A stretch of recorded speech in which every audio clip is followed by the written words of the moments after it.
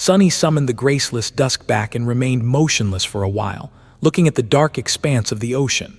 The sunrise in Antarctica was a long affair. By now, the sky was on the precipice of falling into a long period of twilight, but the cold waters still seemed black. After a month or two of dawn, it would be day for about 4 months, followed by a couple of months of dusk. There would be much fewer shadows around for close to half a year, which meant that Sunny was going to have a much harder time fighting. Many of his advantages would disappear, provided that the forces of humanity would even be able to last that long.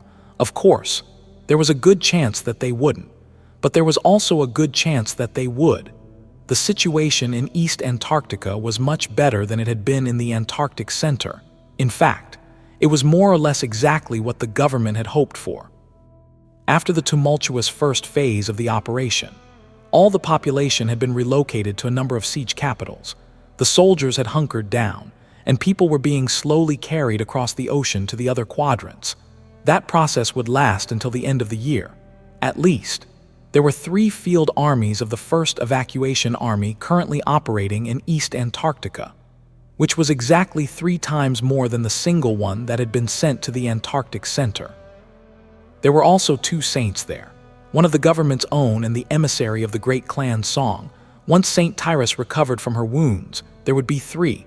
The 2nd Army was on its way, as well. They would be making landfall in just a few days, and once that happened, the human forces on the continent would be incredibly bolstered.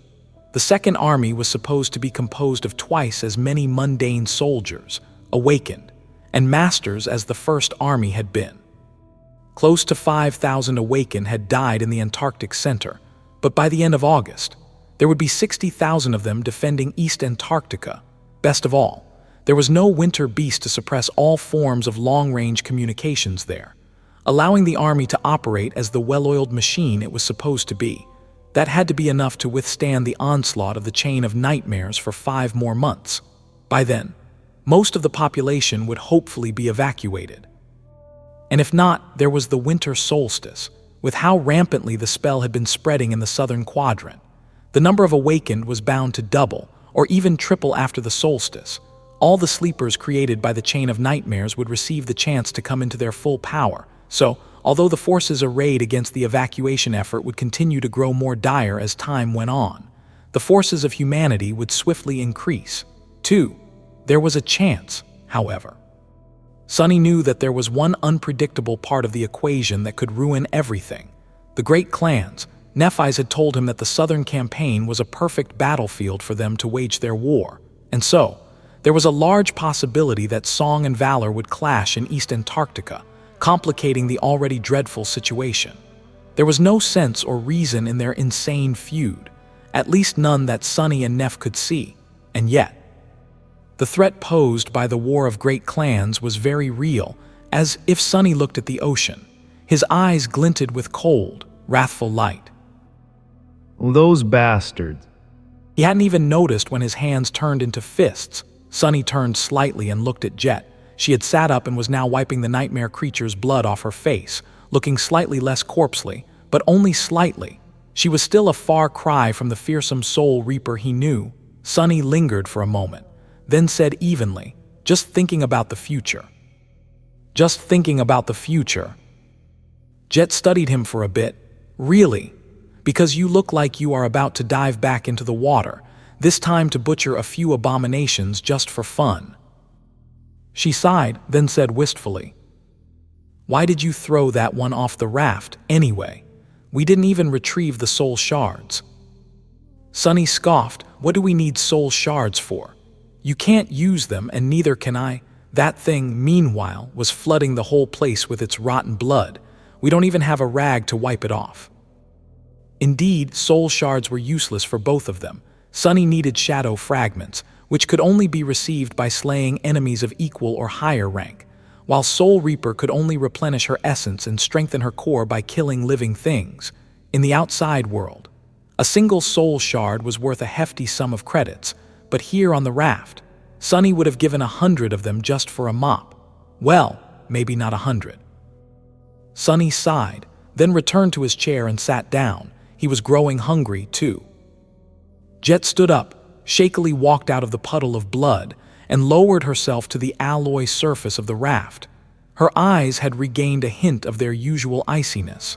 She remained silent for a bit, then said hoarsely, "You've been in a dismal mood this whole time." Sonny looked at her with amusement. Not only was he amused by the fact that she had apparently had enough presence of mind to pay attention to his moods, with all that crawling around and trying to kill him, but the statement itself was more than a little redundant. How else was he supposed to feel after what had happened in Falcon Scott? Millions of people had died.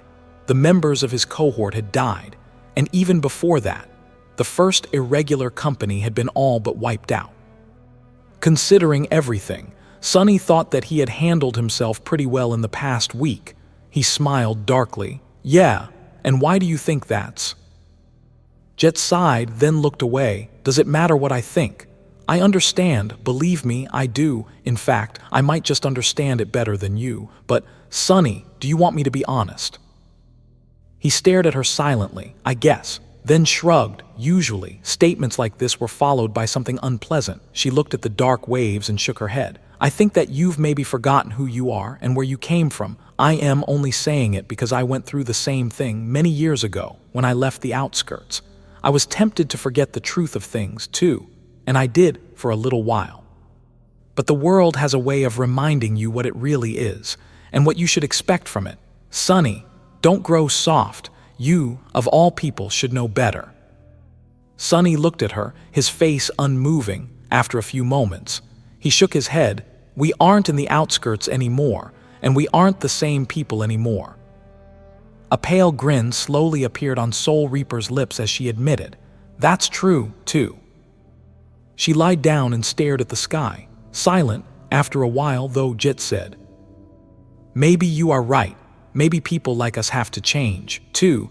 Inflexible things are the most brittle after all, but look around. With how things are going, the whole world just might end up like the outskirts soon. What are we supposed to do then?" Sonny laughed. "I am the last person you should be asking for advice. What are we supposed to do? I've no idea. I don't even know what we are supposed to do tomorrow, let alone in the vague future. Let's just keep things simple. Today, we need to survive. Tomorrow, too. After that, we'll see. It would already be nice if we get the privilege of having a choice in the matter." Jet turned her head and looked at him seriously. Then, she said in a solemn tone, "I can't survive, though. I am already dead." They stared at each other silently for a few moments. Then both laughed. The raft continued to drift on the cold waves. From time to time, Saint would raise her bow and send a black arrow into the dark water. Every time she did, the spell would whisper into Sonny's ear, announcing a kill. Other times, he would have to dive into the ocean himself and help her deal with the attacking abominations. Shadow fragments slowly trickled into his soul. The next day, Sonny procured another nightmare creature for Jet to kill, and the day after that, one more on the third day.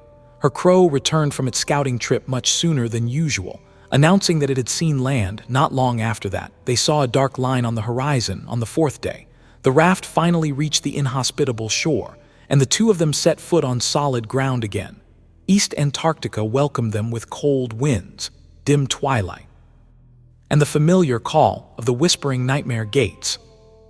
Sonny and Jet have reached the cold shore of East Antarctica. Like the episode and share it with a fellow reader. Now, let's see what awaits them in the dim twilight. East Antarctica was many times larger than the Antarctic Center, both in terms of territory and population. Its landscape was also much more varied, with vast plains, long mountain chains, and numerous lakes that ranged from relatively small to those that were as large as seas, somewhere out there. In that cold expanse, 21 siege capitals were currently enduring the onslaught of nightmare creatures. Each of them was comparable to Falcon Scott in size, and there were close to 900 million people protected by their walls. Sonny was looking into the distance, feeling a bit uncomfortable. In front of him was a vast plain that stretched all the way to the horizon, covered in snow. It was littered by giant boulders that stood like solemn monuments to the ancient past, and cut by countless deep canyons.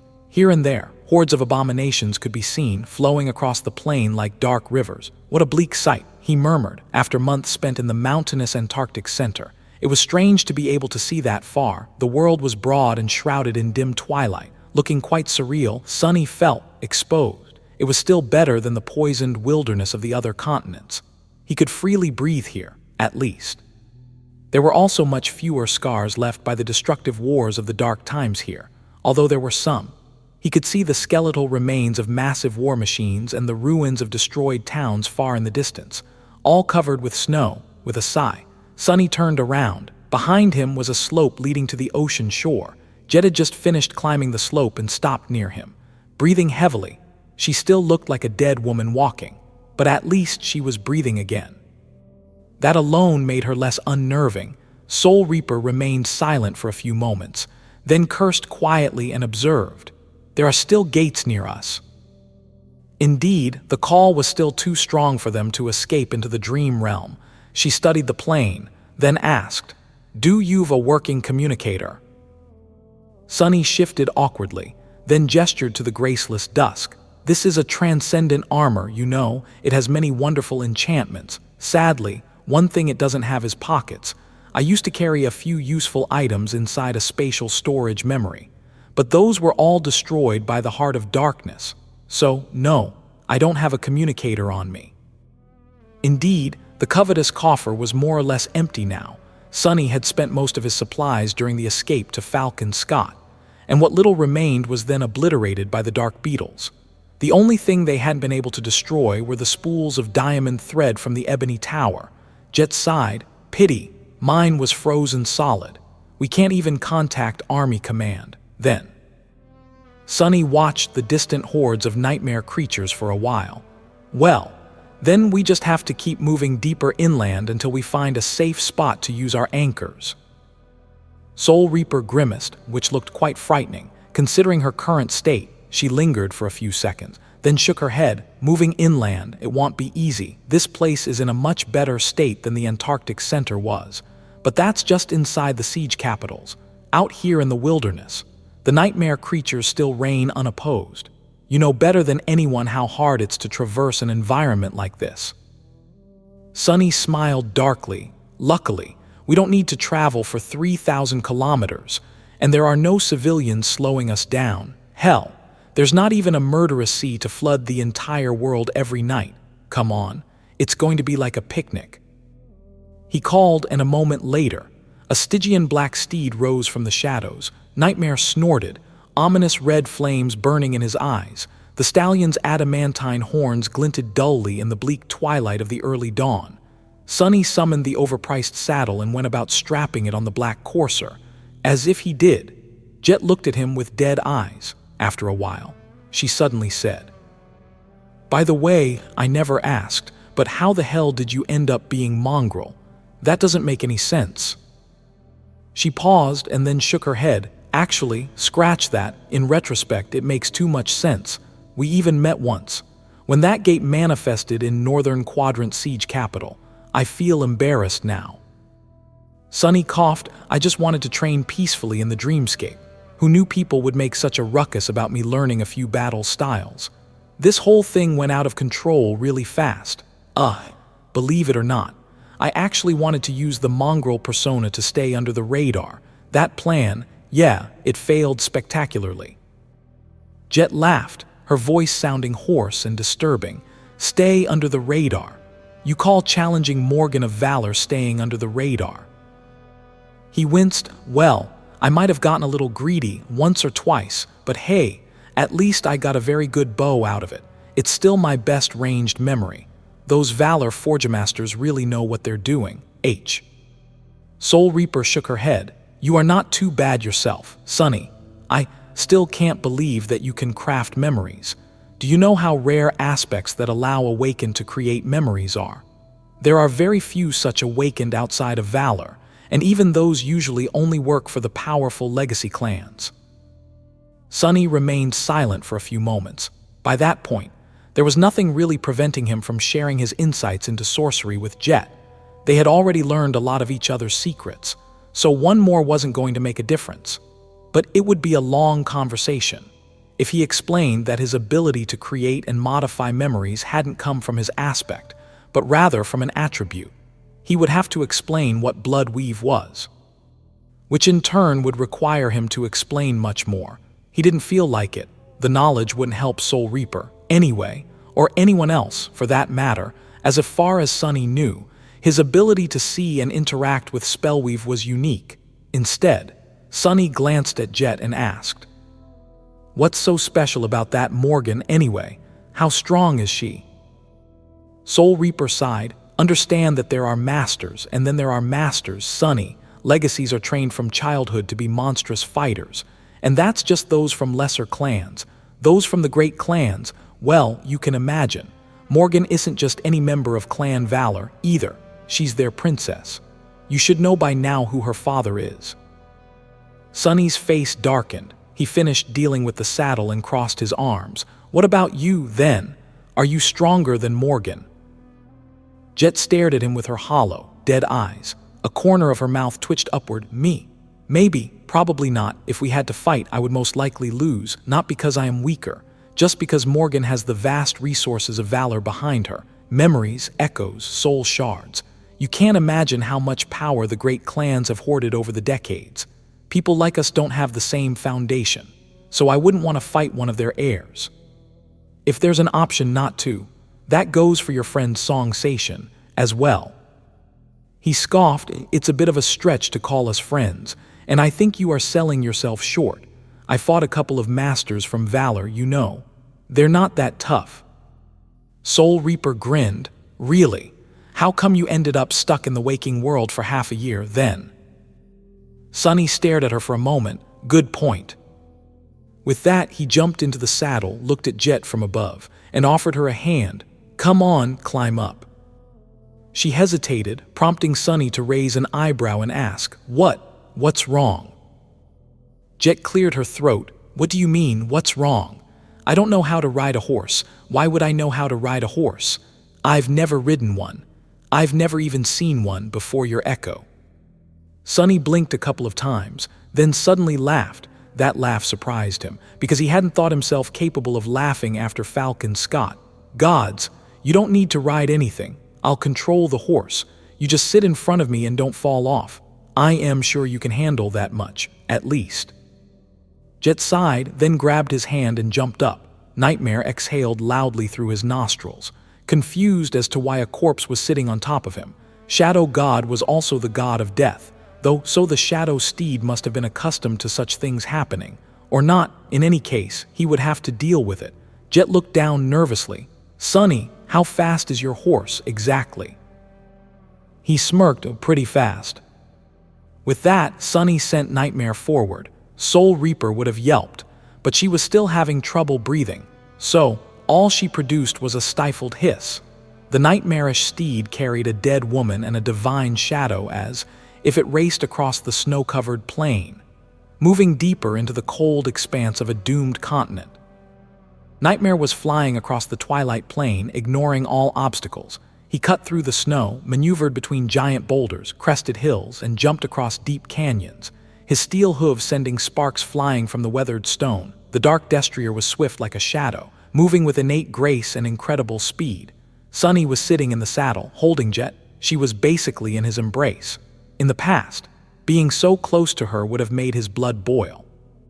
But right now, he didn't feel anything, not just because Soul Reaper was cold and lifeless like a corpse, but also because his heart was just as cold and just as lifeless.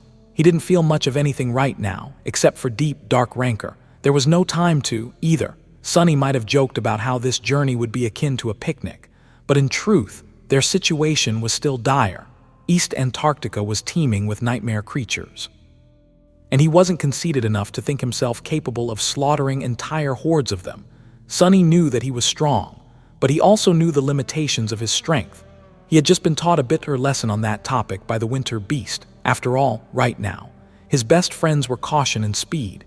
His shadows were scouting ahead, searching for nightmare creatures that lay in wait. Some he would avoid, some he would escape from by relying on how swift Nightmare was. Steering clear of the migrating hordes wasn't too hard, but the smaller swarms and solitary abominations were a challenge. Still, Sunny hadn't been forced to summon Saint yet, let alone enter battle himself. They traversed a good distance, then hid in a deep ravine, waiting for a large horde to move away. After the river of monsters was gone, Nightmare dashed forward once again, rinse and repeat. Finding a safe spot to enter the dream realm was proving to be more difficult than he had thought. There were places where the pull of the call wasn't strong enough to disrupt their anchors, but all of them were crawling with the nightmare creatures. Slaying the abominations wasn't out of the question, but Sunny felt reluctant to create a lot of noise. Who knew what else would be attracted by the sounds of a battle? And so, further and further they went. Eventually, he had to admit that solving their problem wasn't going to be a fast affair. As such, Sunny had to change his tactics. He hadn't eaten in a long time, and Jet was losing essence. They had to hunt. Sunny spent some time finding a swarm of nightmare creatures that was sufficiently small and isolated. After that, he commanded Saint to put an arrow into each abomination and slow them down with the burden of peace enchantment of the black bow. Then, Sunny set Soul Reaper on the beasts and watched from the shadows as she butchered them. Jet was still weak and low on essence. However, the creatures were merely awakened, and weighed down by the soul arrows on top of that. He was there to interfere should something go wrong. As well, Sunny was confident that his dead companion would be able to handle the swarm. And indeed she did, to conserve her essence. Jet shunned summoning any memories and attacked the abominations with her bare hands. However, as Sunny quickly found out, Soul Reaper was a terror to behold even while weakened and unarmed. When she struck the abominations, her hands simply passed through their flesh, directly shattering the soul cores. But more than that, Jet was already dead. Her body could still be damaged, and she would perish if it was entirely destroyed. But she was also not plagued by many of the weaknesses that most living beings shared. She couldn't bleed to death, but could ignore wounds that would cripple or kill any human. Jet was able to dismiss even the most severe internal injuries, continuing to fight without ever slowing down.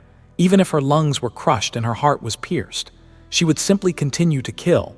Not even crushing Soul Reaper's skull would stop her, as long as she absorbed enough essence.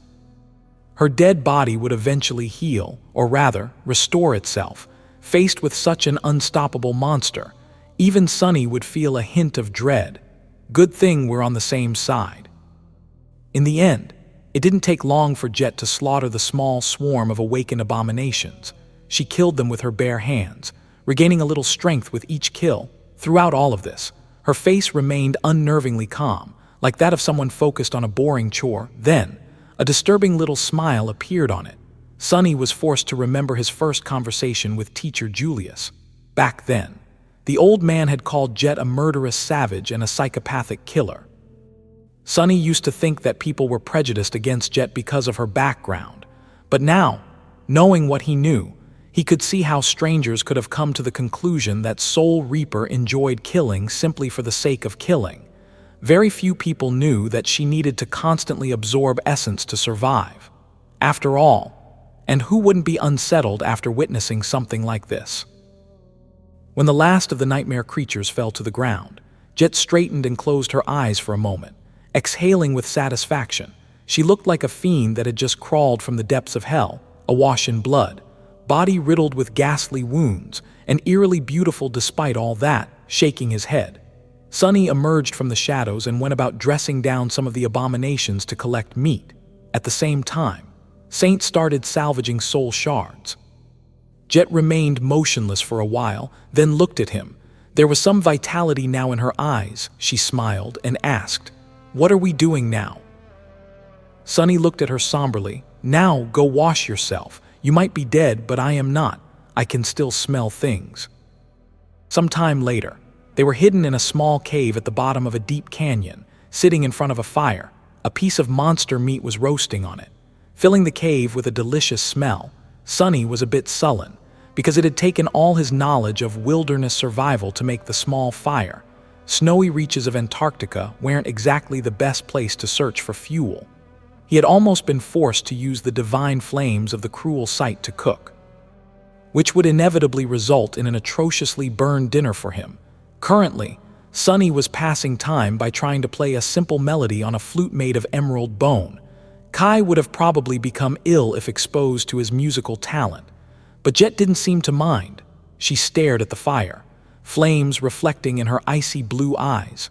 After a while, she suddenly said, "I can smell things too, you know. When I am sufficiently full of essence, my aspect might only give me a semblance of life, but it's a faithful imitation." Sunny lowered the emerald flute and looked at her gloomily. "What I am hearing is that you want to rob me of some of this meat, right?" Jet lingered for a moment, then grinned. "Right, that was exactly what I meant. I am hungry too." He sighed, then hung more meat above the fire. "Should have just said so. Gods, what's up with me always ending up with gluttonous women? It just never ends." Sunny turned the meat over. After a while, following a whim, he asked, "How did you end up with such a wicked flaw, anyway? I thought mine was bad, but if I survived the first nightmare only to be killed by the spell during the assessment, I would have been pretty upset."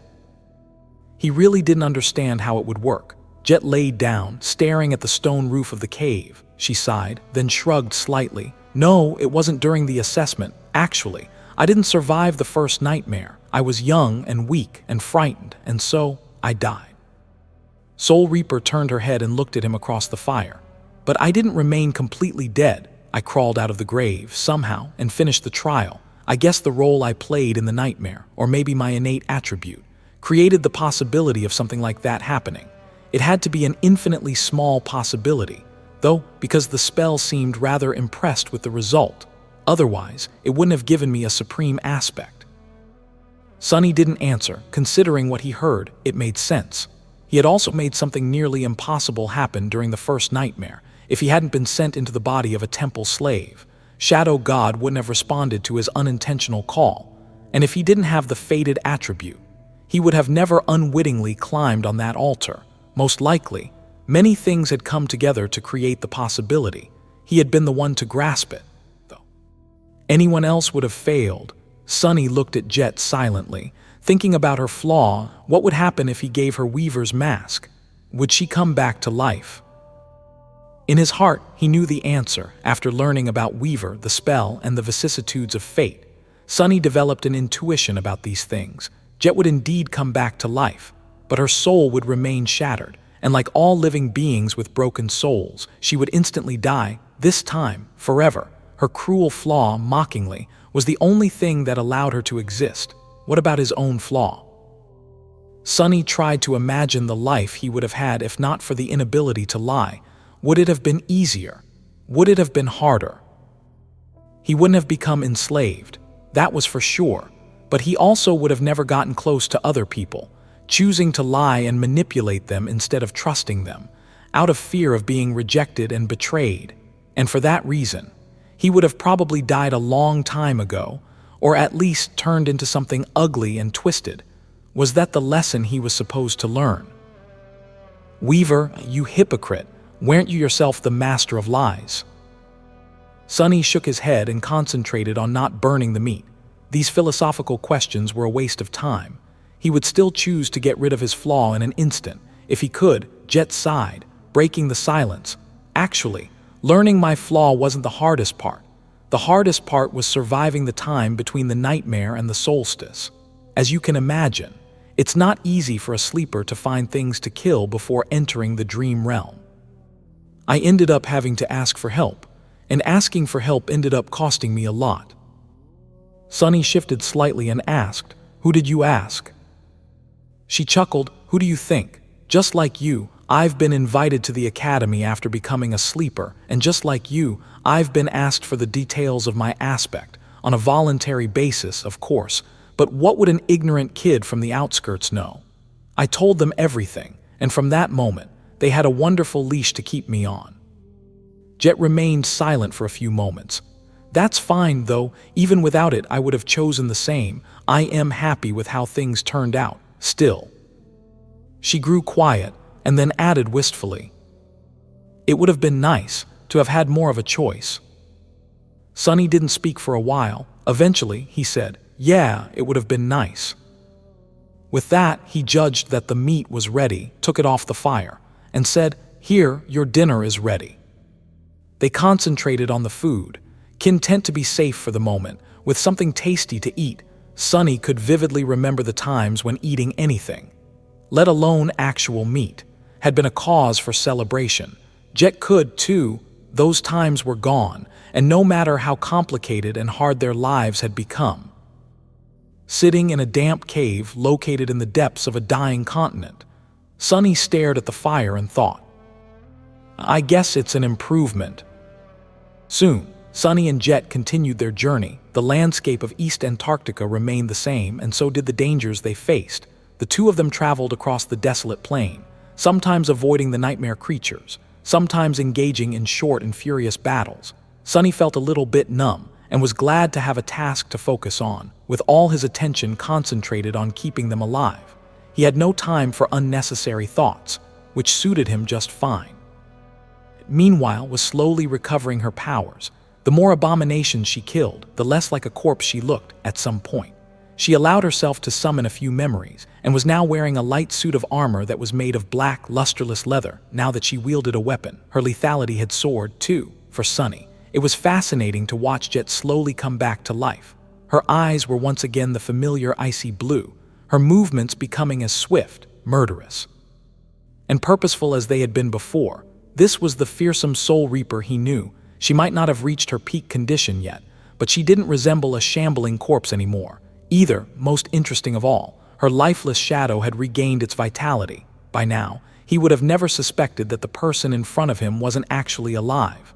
A few days passed, and then a few more.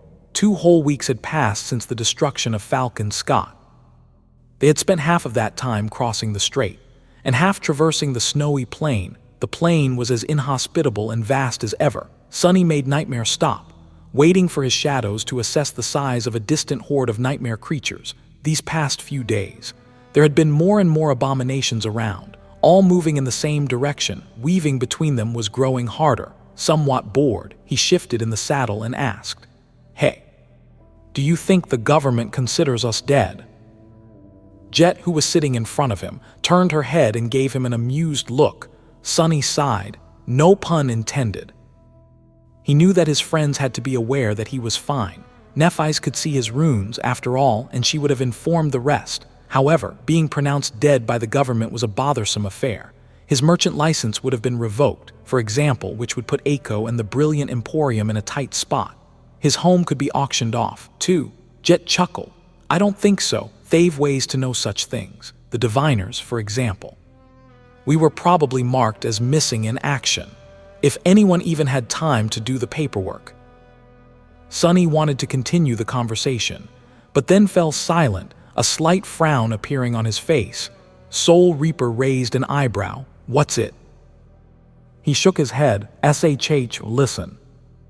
At that moment, the wind carried over the sound of distant thunder. It sounded like a rainstorm was raging somewhere far away, but Sunny had spent too much time with the army not to recognize it. The two of them exchanged a meaningful glance. Jet smiled. Railguns. Indeed, the thunderous sound could only be produced by the massive armaments, commanding Nightmare to turn. Sunny sent his steed in the direction where the thunder had come from. The black stallion flew across the desolate plain, eventually cresting a tall hill. In front of them was a vast lake. In the dim twilight, its surface seemed restless and gray.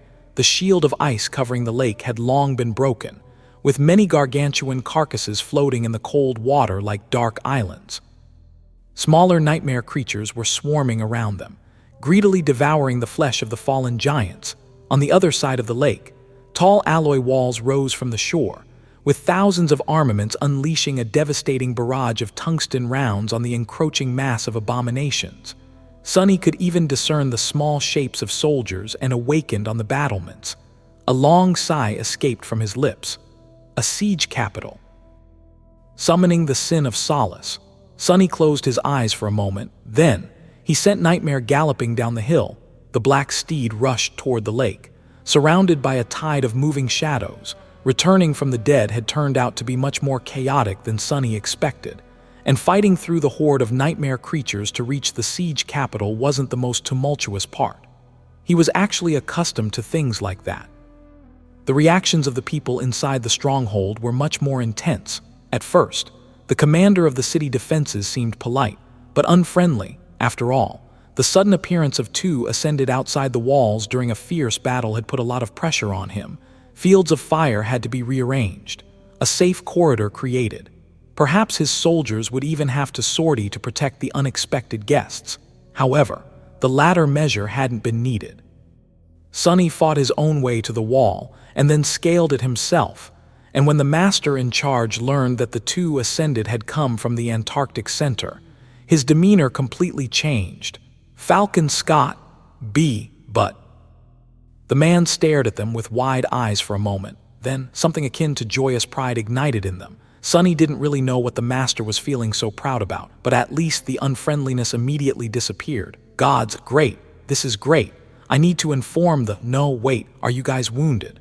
Do you need medical attention? Crap, what am I saying? Wait, Antarctic Center. Then you are Soul Reaper Jet. Ascended Jet, ma'am, of course. You would make it." The news about the annihilation of the Antarctic Center Field Army must have already spread through the quadrant. So the sudden appearance of two ascended survivors had an explosive effect. The soldiers, who had been depressed and despondent about the fate of their comrades, were all suddenly full of joy and ardor. It was as though their own siblings had returned alive from beyond the grave. Sonny hadn't experienced being stared at so intently even when masquerading as mongrel. The two of them were promptly brought to the local government headquarters and showered with attention, especially Jet, from what Sonny could understand. The government saint stationed in East Antarctica was coming to the siege capital to welcome her back personally. Sonny was soon going to meet the saint, too, after a short debriefing, during which the government agents couldn't stop staring at him. He could finally exhale and relax a little, Sonny remarked. That was strangely exhausting. Sonny spoke to Jet, agreeing to meet the next morning, and then spent a little time in the living quarters assigned to him. He enjoyed a warm shower, a scrumptious meal, and some peace and quiet. Peace and quiet. It felt so strange to not have to fight for his life and the lives of millions of other people without a reprieve. He wondered how long that peace would last, eventually. Sonny placed a tether inside his room and quietly slipped out of the waking world. He went to visit the Ivory Tower. On a beautiful island of ancient trees and emerald grass, a lone figure suddenly appeared out of thin air. It was a young man with alabaster skin, wearing a simple tunic of fine black silk. He remained motionless for a few moments, then walked to the edge of the island and froze there, looking down. As if not for the wind playing with the young man's black hair, he would have looked like an exquisite statue. The Ivory Island had changed a bit in the past few months. The Great Pagoda itself was the same, of course, but the comely wooden buildings created by the fire keepers now resembled a small, peaceful village that blended harmoniously into the landscape. The ancient trees of the grove now had fruit hanging from their branches, each looking ripe and delicious. The white bones of the ancient dragon were still bathed in sunlight, and a graceful ship was still swaying on the placid surface of the clear lake. There was one big change that startled Sonny a lot, though. Pulling him out of his reverie, what the hell? Looking down, he didn't see the familiar abyssal darkness of the sky below. Instead, he saw a mosaic of flying islands, all connected by colossal chains, slowly floating by. The Ivory Island was moving. Although the movement was very slow, it had already left the empty expanse of the tier behind, and was now drifting through the clouds toward the southern border of the chained isles. Sonny blinked a couple of times. Since when can this thing move? He lingered for a while, studying the landscape below, then walked along the edge of the Ivory Island. It seemed that many things had changed while he was in Antarctica. Soon, Sonny reached the waters of the clear lake, which glinted and shone with the reflected sunlight. There was a stone bench near the shore, and a familiar figure sitting on it with a fishing rod in her hand.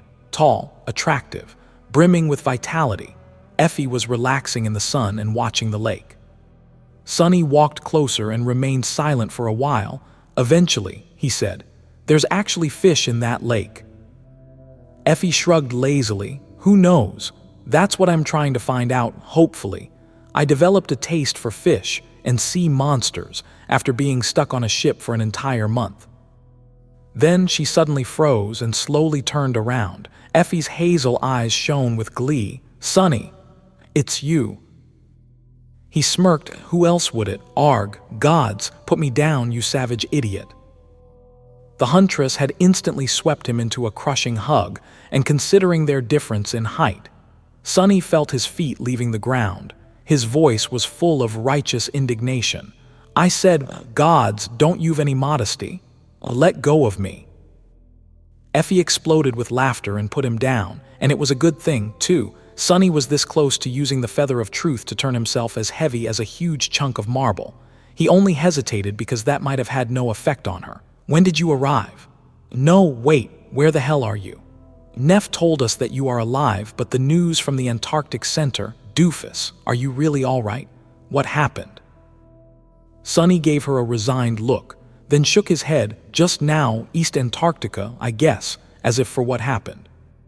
He sighed. "Let me think for a moment. I went through 6,000 kilometers of abomination-infested mountains, received a couple of medals, traversed an endless tunnel full of elemental darkness, got killed by a titan, killed that titan back, led a convoy of tens of thousands of refugees to safety, rode a saint into the depths of the ocean to fight a corrupted terror, killed that terror, got blown up, then killed some more nightmare creatures, then lost to a different titan.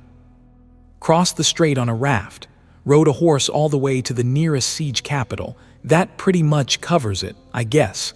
I also learned how to play the flute, a little." Sonny paused, then looked at Effie nonchalantly. "And what's new with you?" She stared at him for a moment, then grinned, wrapped her arm around his shoulder, and pulled him toward the tower. "I see. So the usual. Don't think that you are getting out of really telling us what happened, though we've been worried sick, you know. Kai almost had a heart attack right before we disembarked in East Antarctica, when the news of what happened in Falcon Scott reached us. Even Princess seemed a bit shaken, I swear to the dead gods. I almost saw her having a facial expression. Come, let's find the rest of the guys." Sonny estimated his chances of struggling free of Effie's hold as moderate, but then just relaxed and allowed himself to be led toward the Ivory Tower. That was why he had come here. After all, to speak with the other members of the cohort. He needed to share a lot of practical knowledge with Kai and Effie, as well as speak with Nephis and Cassie about the great clans. But more than that, he simply wanted to see them. There was a lot of darkness and confusion in his heart, but his friends, his cohort, despite all the complicated matters between them, they were like a small island of stability in the chaotic, unpredictable, deadly world they were all living in. He had missed them all, even though, perhaps, he shouldn't have. The 4 months Sonny had spent in Antarctica changed a lot of things, making some seem unimportant, and some more significant than they used to be. He shook his head. Fine, I am coming. Can you let me go now?" Sonny sighed. At least she didn't joke about the graceless dusk. At that moment, Effie gave him a mischievous look. "Doofus, I couldn't help but notice. What a nice dress you've." He gritted his teeth. "Tunic, it's a tunic. A transcendent armor-type memory which isn't a dress, but a tunic. Are you blind or what?" The great hall of the Ivory Tower made Sonny shiver, just like the last time he had seen it. It was bathed in bright sunlight that poured through tall and narrow windows. A circle of chains lay in the middle of the hall that was the gateway. There was no one here, but Effie pulled Sonny to a staircase that led to the underground level of the tower. Its roots were deep, seemingly reaching into the very heart of the island. That stairwell spiraled along the outer wall of the pagoda. And there was a tapestry of beautiful carvings on the ivory stone. The carvings told the stories of the golden age of the Kingdom of Hope, long before it had been destroyed by the Lord of Light. Wait, I don't think there was a way down before. Was it hidden? Confused, Sonny silently followed Effie. Eventually, the two of them reached a vast circular chamber at the bottom of the stairwell. Sonny had never been here before, but expected it to be similar to the lowest level of the Ebony Tower. And indeed, it was. However, it was also entirely different. The duplicate tower created by Nether was full of darkness, and there was a ghastly mountain of discarded mannequins occupying the center of its underground level. This chamber, however, was suffused with light. Sonny wondered, is that? Sonny stared, not even noticing the two people studying the circle. His body shivered slightly. Floating in the air at the center of the chamber was a rough, radiant crystal. It was larger than Sonny and gave him a feeling of sublime, awesome, indescribable power. The crystal was like a miniature sun, flooding the underground hall with soft light. Reality itself seemed to ripple and shine around it. It was like nothing Sunny had ever seen. A familiar voice answered, pulling him out of his astonishment. Yes, from what we can tell, this is a divine soul shard. Sunny slowly turned his head and looked at Cassie, who was sitting in front of the runic circle, surrounded by notebooks, etchings, and writing implements. She was wearing simple jeans and a white t-shirt. Her pale gold hair gathered in a messy knot bun. Sunny lingered for a moment, not knowing what to say, then murmured, "A divine." At that moment, however, a different voice interrupted him. He looked up, only now noticing Kai, who was hovering high above the runic circle near the tall ceiling of the chamber. The archer was already descending, and with considerable speed, at that, as he called, "Sunny." "Oh no." Before Sunny could react, he was subjected to another hug. "Gods, Sunny, you had us all worried." He gently struggled out of Kai's embrace and met his friend's blinding smile with a pale one of his own. "Sorry, I guess I'm just a worrisome person. I only died once in the past couple of months, though, so you needn't have worried." Then Sunny looked past the startled archer, stared at the radiant crystal, and took a deep breath. "Anyone wants to explain to me what's going on?" Cassie stood up, sighed, and massaged her knees. Then she gave him a soft smile. "I am glad that you are back too, Sunny." With that, she took a few steps back and gestured to the floor of the circular chamber, saying, "Take a look at that." He looked down, only now paying attention to the runic circle carved into the white stone. The weave of runes was vast, complicated, and possessed a disturbing familiarity. Sunny frowned and asked, "What's that sickening feeling?" Then he mentally scaled the runes up many times their size and tilted his head a little. The runes were very similar in style and shape to those of the Red Colosseum. Just looking at them reminded him of the harrowing months he had spent in the cage below the arena. Hope sorcery. Cassie nodded. "Indeed, we continued to explore the tower after you left, and eventually unlocked the path to this chamber. Our reaction was more or less the same as yours." Cassie shook her head. Sunny muttered, "A ruin. Good. Ivory Island holds more secrets than we thought. Well, Nephis will probably be able to explain it better. In any case, we quickly realized that these runes resembled the ones you had encountered in the ancient theater, so the Fire Keepers went on an expedition to the western edges of the Chained Isles. The Red Colosseum has long turned into a ruin, and was teeming with all kinds of dreadful nightmare creatures. It took some effort to eradicate them and clear the floor of the arena." Kai nodded. "Effie and I couldn't participate because we were tied up settling into our roles in the Second Army. However, since Cassie returned, I've been helping her study the runic circle from time to time. A high vantage point helps see it in its entirety. And so on, we've made a little progress, even. Mostly because Cassie had spent a lot of time with Noctis and learned many things, especially about that flying ship of his." She nodded. "Yes, in fact. I suspect that the enchantments of the ship were derived from some of Desire's creations. There are many similarities, so, after months of study and comparisons, we managed to decipher a tiny portion of the circle. It's not much, but it did allow us to access one of the island's hidden functions." Sunny just stared at her silently for a few moments. Then he said, "Is that why the island is moving?" Cassie nodded with a small smile. "Indeed, we are now able to move the Ivory Island, albeit very slowly." He hesitated for a bit, then shook his head. "Am I the only one who's freaked out by a damned divine soul shard? It's divine. Where did Hope get a divine soul shard?" Effie glanced at the radiant crystal and shrugged. There were only 6 gods, but there were plenty of creatures of the divine rank, the former mistress of this tower included. Sometimes they fought side by side. Sometimes they fought against each other. Well, of course they did, considering how terrifying this demon of desire was. Is it so surprising that she had a divine soul shard or two? In fact, I am kind of disappointed that we didn't find way more incredible treasures in her basement. Makes sense, though. The damned dragon must have cleaned it all out ages ago. She glanced up. in the direction where the bones of Severax were wrapped around the great pagoda. Kai's face darkened a little. He sighed. Why are we talking about this stuff, anyway? Sonny is finally back. He has to be sick of military rations. Let's go, guys. I bet dinner is almost ready. Sonny gave him a long look. Mind if I stay and drool at that shard a bit longer? I mean, it's a divine soul shard. Can you imagine how much that thing costs?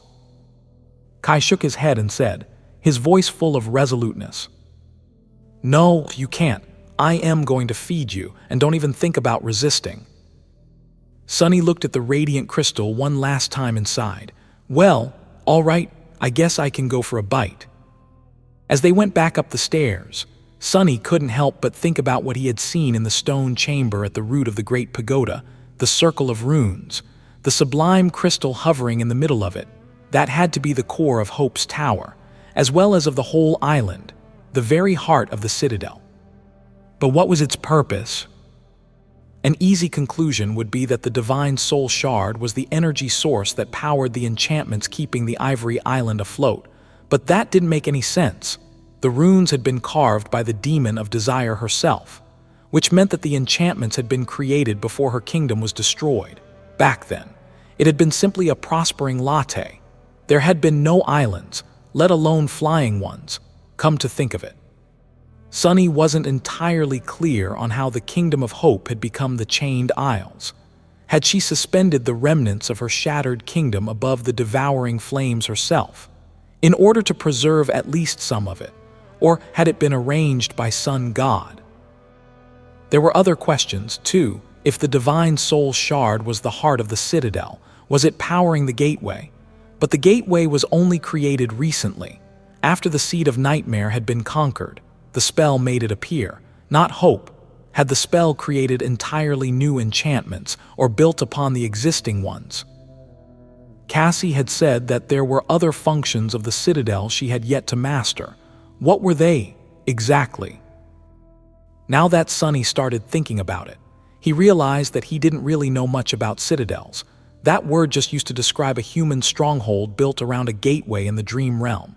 He had visited the sanctuary of Noctis and the Ivory Tower. No, actually, the Crimson Spire would have become a citadel, too, if it hadn't been destroyed. Was there perhaps more to the citadels than he had known? Did all of them have hidden functions?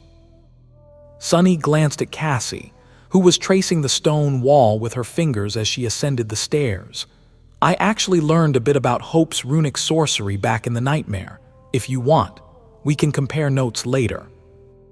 Cassie turned her head and smiled with some excitement. Sonny sighed. Of course, it would be. Neither of them had any hope of truly learning runic sorcery, or Hope's magic, as Noctis had called it in their lifeline. However, learning how to decipher and use already existing enchantments wasn't out of the question. Cassie said, really, that would be very helpful. After all, a person could swing a sword without knowing how to forge it. Runic sorcery was different from weaving, but perhaps just as ingenious. In the primordial era of the dream realm, mortals had only known one type of sorcery, the sorcery of names. They were capable of invoking the true names of things to wield great power, but speaking those names aloud was often an impossible task. Hope, however, had invented the concept of writing and gifted it to humans. With the knowledge of writing, humans learned how to transcribe true names and didn't need to speak them aloud anymore. More than that, the names could be bound to material objects through writing, thus granting the invocations permanence, and could also be shaped into songs and phrases. However, it was still all based on the knowledge of true names, without knowing the meaning of the name. Transcribing it would have no effect. And there was no way for either Sonny or Cassie to learn that in less than a few centuries. They were both mortals, after all, so all they could do was use runic enchantments left behind by someone far more powerful and knowledgeable. Sonny shook his head slightly, wondering what secrets the Ivory Tower held. They made their way back to the first level, and then went higher. In the past, the Fire Keepers had made their home on the upper levels of the Ivory Tower. But now it was empty. The awakened following Nephis and Cassie had moved to the wooden village outside. The second level, the third level, the fourth. Finally, they arrived at the fifth, second-to-last level of the pagoda. It was separated into many halls and chambers, some of which had been recently refurbished to serve various purposes. It all resembled the interior of a beautiful, but rather bare-bones manor. A mouth-watering aroma was coming from a half-open door at the end of one of the corridors. Effie hurried toward it with gleaming eyes. Behind the door was a brightly lit hall that was made into a kitchen. Sunny noticed that someone had put a lot of effort into either building cooking appliances or bringing them here from the waking world. The latter could only be done by a master. Of course, although most advanced technology didn't work in the dream realm. Similar to how it failed in the vicinity of Nightmare Gates, more primitive devices functioned perfectly well. They were expensive, but much more convenient spell-tech solutions, too. So while you couldn't really have something like an electric stove or a refrigerator here, you could have a wood stove or an icebox, as well as analogs that work on essence. Sunny also noticed several large crates of cooking ingredients, beverages, and snacks, which had obviously been delivered from the waking world by the members of the cohort. He didn't pay that much attention, though, because there was someone standing in front of the stove, stirring the source of the delicious aroma, a generous amount of fried rice that was being cooked in a bowl-shaped frying pan. Tall, slender, with beautiful silver hair, and wearing white apron. Wait, an apron. Sunny blinked a couple of times, hearing their steps. Nephis looked over her shoulder and called out, "It's almost ready." Then she suddenly tensed and slowly turned around, saying, "Sunny." Neph's face remained as calm as ever, but there was a hint of agitation in her striking gray eyes.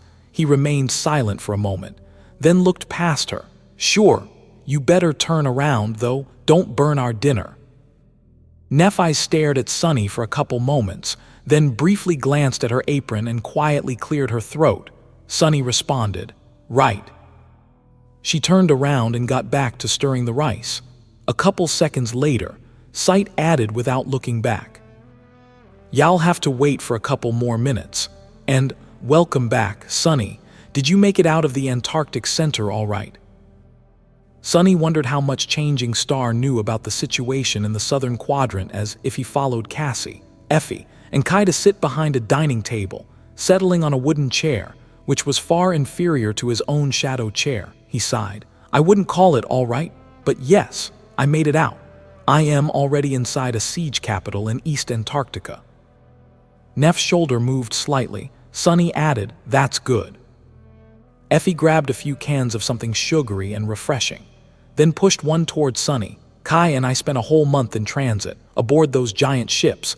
We were in the first batch of the Second Army to arrive, so we've been in East Antarctica for about a week. Gods, I thought the ocean was bad, but Antarctica. I've never seen that many nightmare creatures in my life, not even here in the dream realm. It's like the two worlds switched places." Kai nodded southerly. "Indeed, even though there are secure evacuation corridors between the inland siege capitals and the harbor strongholds, we had to fight a couple battles just to reach our designated sector. Luckily, there were no casualties. Second Army was twice the size of the First Army, so it was going to take 2 trips for the naval convoys to bring all of it to the southern quadrant. Both Effie and Kai were in the first wave of reinforcements, which was why they had made landfall around the time Sunny himself reached East Antarctica. Sunny looked at them, wondering. East Antarctica was a large place, and it wasn't a given that their paths would cross until the end of the operation. He really hoped that they would, though. Effie shook her head. "Enough about us. What happened to you? You look a bit different, Sunny." He did indeed look slightly different because of the marble shell. However, Sunny knew that that wasn't what Effie meant. He sighed and took a sip from the cart she had given him. "Well, as if you know, I was assigned to the first irregular company. In the first month after our contingent of the army made it to the Antarctic Center, things were more or less fine. The field army split into 7 divisions, with one remaining in the city of El Alcan Scott, while 6 others moved south to establish 6 more siege capitals." Sunny paused. "I was assigned to the southernmost siege capital, and then went on a mission to retrieve a VIP from a remote research station. That was when everything went from bad to worse. The chain of nightmares had gone into overdrive, and 3 whole titans spawned in the Antarctic Center. including an especially troublesome corrupted one. It took a lot to keep his voice from shaking at the mention of the winter beast. The others looked at him intently, and Sunny sighed. I ended up stuck in that research station for about a month, waiting to be evacuated by a battleship. However, the ship never arrived, and everyone in the settlement was eventually eviscerated by a powerful terror. My people and I were the only ones to survive. We were in a bit of a predicament, though, because by that point, reaching the nearest siege capital was more easily said than done. He leaned back, remembering 1049 and the start of the calamitous march north. His face darkened, and then we learned that the nearest siege capital had actually already been destroyed, so I had to go to the second nearest one. Picking up a few refugees in the process, that was when I got trapped in that weird tunnel. Thanks for helping me out, by the way. He forced out a smile, looking at Nephis and Cassie. Cassie shook her head. Of course, we were quite surprised. The way you delivered the message was very original, to say the least, and very you. Hopefully, the little kernel of insight I gleaned was of some help. Sunny chuckled. It helped. I still don't know what that thing in the tunnel was, but we managed to escape from it, for a time, sadly. The second nearest siege capital also ended up being destroyed, and so I had to lead the train of refugees all the way back to Falcon Scott. That was a hell of a journey, but what happened next was even worse. We held the last siege capital for close to 3 weeks, and in that time, about 90% of civilians were evacuated to East Antarctica. After saying that, he remained silent for a while. Eventually, Sunny grimaced. The remaining 10%, though, all died, as if did millions of people in the other destroyed siege capitals. Saint Tyrus, you know her, had been holding back that corrupted titan I mentioned. Once she was defeated, the titan swept in and killed everyone. The whole field army was wiped out. I am hard to kill, so I survived. Well, and here I am. A somber silence settled in the brightly lit hall. Nephis and Cassie didn't speak, probably not knowing what to say, and neither did Effie and Cal. The latter two were especially grim because they were now in Antarctica, too. So many people had died, and what had happened to Sunny could very easily happen to the two of them as well. Eventually, Kai sighed. I am so sorry, Sunny, you've been through a lot. Sunny closed his eyes for a moment. The heart-wrenching memories of the Antarctic center clawed at his heart, making him want to surrender to a dark and boundless emotion. With a smile, he shook his head. We've all been through a lot. On the forgotten shore and in our second nightmares, we've been through hell after hell. But it did really feel different this time. Maybe because I was responsible for other people, and maybe because it was happening right here on Earth, not in some distant place.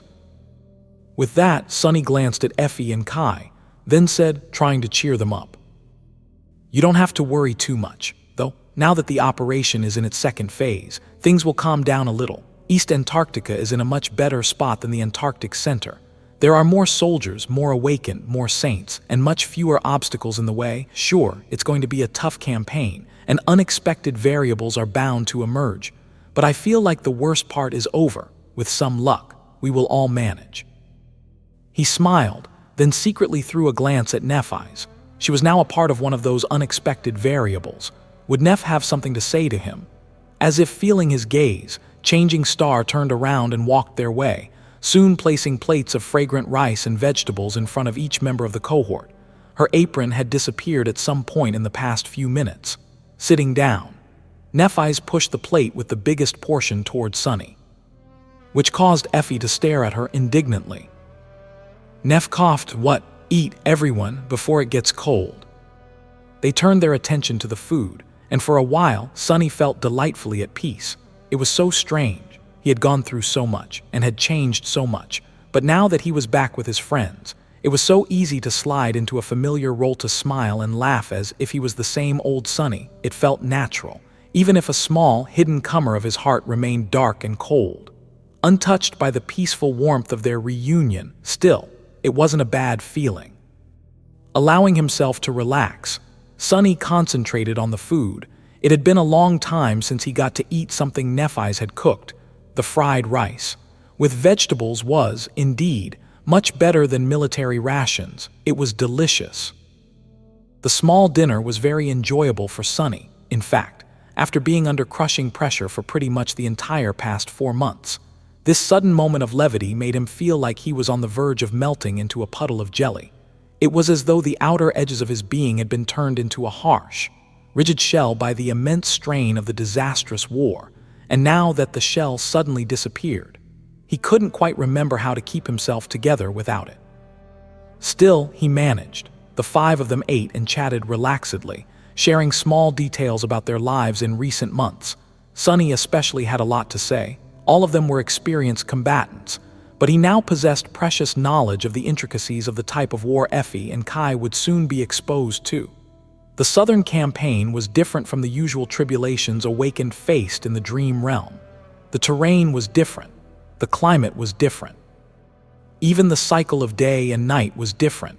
More importantly, the forces arranged against them were different, as if were the forces on their side. In Antarctica, Ascended and Awakened had the support of mundane soldiers and modern technology.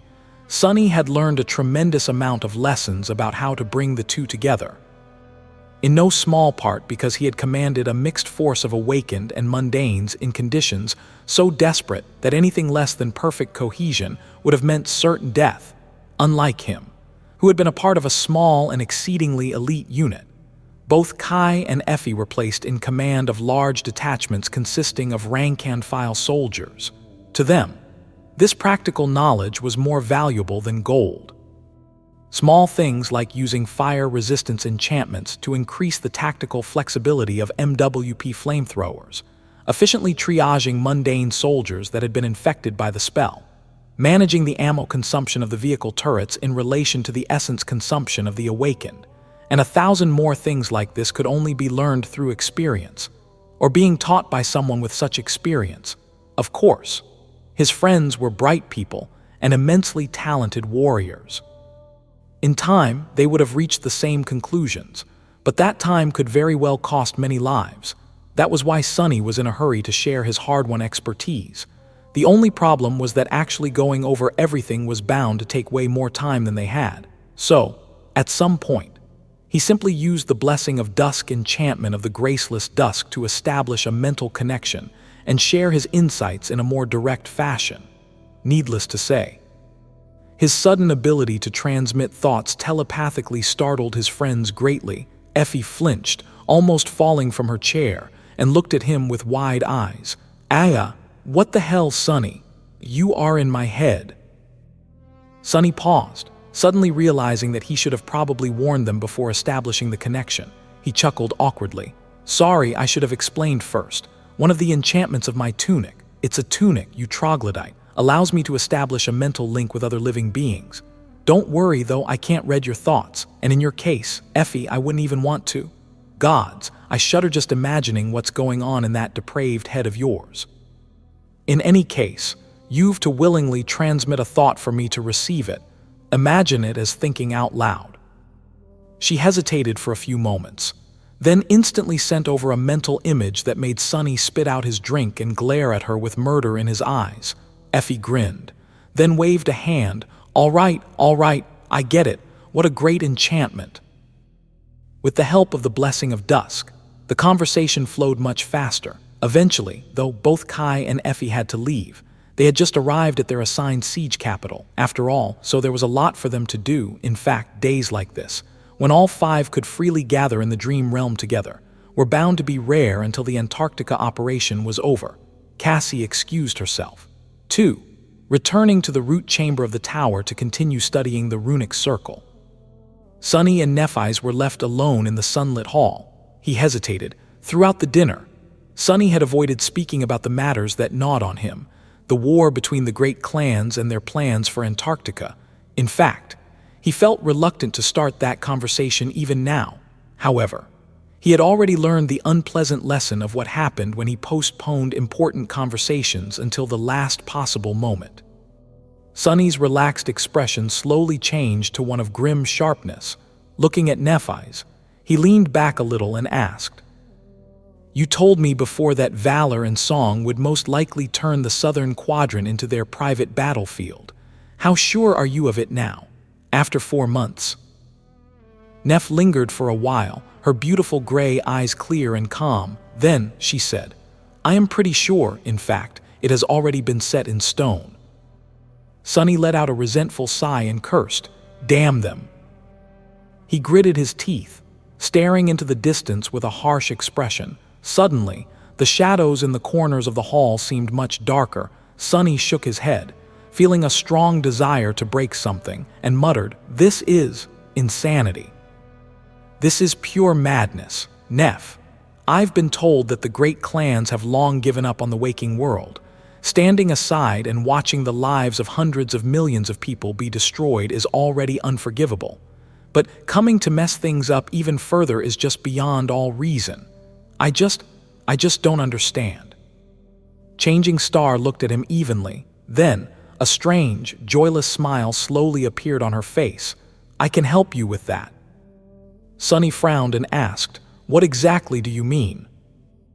Nephi sighed, then looked away. "You've done a lot in the past 4 months, Sunny. Cassie and I might not have gone through as you've, but we haven't been idle, either. We've managed to discover a few things, although not as many as I would have liked. After all, it has only been a few months. They don't trust me much, yet." She paused for a moment. This war between valor and song has always seemed a little strange, and now, I think I know why. A lot of things still remain unclear, but we did solve the most important mystery. Changing Star looked at him and said, "The true reason why the great clans are at war. Do you want me to tell you? That will certainly help you understand." Sunny remained silent for a while, looking at Nephi's with a somber expression. Eventually, a dark smile appeared on his face. "Pray tell." Neph sighed, then stood up and started gathering the dirty plates. Her movements were calm and unhurried, as if they hadn't been discussing matters that could very well decide the fate of the whole world. She asked, "Help me do the dishes."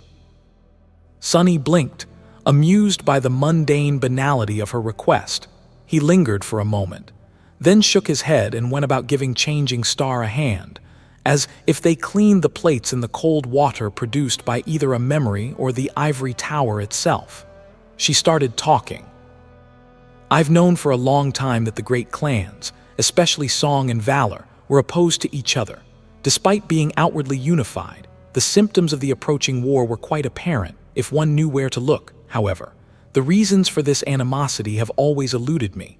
Kai Song and Anvil had been comrades once. After all, well, I guess it doesn't really matter. My father was their comrade, too." Sunny hesitated for a moment. Do they really need a reason, though? Power is already reason enough.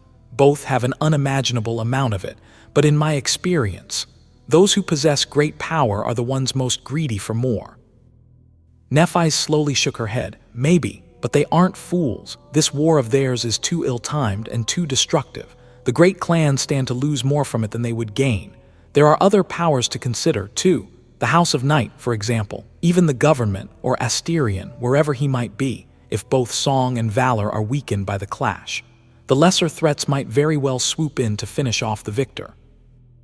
She paused for a bit. "So, I suspected there had to be something else at play, and as, if it turns out, theirs. Although I only learned of it recently, I still don't know why the hostility between the two great clans has suddenly escalated so much now. Of all the times it could have, now seems like a terrible time to go to war. However, I think I do know the true source of their conflict." Sunny glanced at her, consumed by tense anticipation. It felt as though he was about to learn a great secret, one that would finally let him see the full picture clearly, or at least show him the way to the truth. Very few people in the world could have uncovered this mystery, but Changing Star herself had infiltrated one of the great clans while Cassie was helping her, and now he was going to benefit from their effort. Sunny remained silent, waiting. Nephi's calmly wiped the last plate, put it on the drying rack, and turned to him. White sparks ignited in her eyes. "It has to do with the sovereigns and their domains." He raised an eyebrow. "Domains? I've heard a few people use that word, however, I still don't know what it means." Nephis nodded, then headed toward the stairs to the 6th, highest level of the tower, saying, "Come if you want." Sunny gave her a dark look, then followed, As if they ascended the stairs, Neph spoke. To people who know about the existence of the sovereigns, domains are synonymous with their rule. So, one might say that they belong to a domain, meaning that they serve one of the supremes. However, there's a deeper secret here. As if I found out, domains aren't just an abstract concept. In fact, they're very real. A domain is an extension of a sovereign's aspect. Sunny stared at her silently. He had suspected as much, but never had any proof. More than that, he had no idea what that statement actually implied. So it's an ability, like the transformation ability that the saints possess. One that affects an area, perhaps. Neph frowned. Not exactly. Once a transcendent becomes a supreme, they do unlock another ability, one that's tremendously powerful at that. You might call it a supreme, ultimate, or pinnacle ability, I guess. But a domain is something separate from the supreme ability. It's another innate function of the aspect, just like controlling soul essence or accessing the soul sea is, a natural progression of one's ability to express their power. She lingered for a moment. Within their domain, a sovereign's is nearly invincible. Mind you, I don't know everything about it just yet. I've just gleaned bits and pieces of information where I could. The point is, each step of the path of ascension, as well as of the path of corruption, has its own meaning.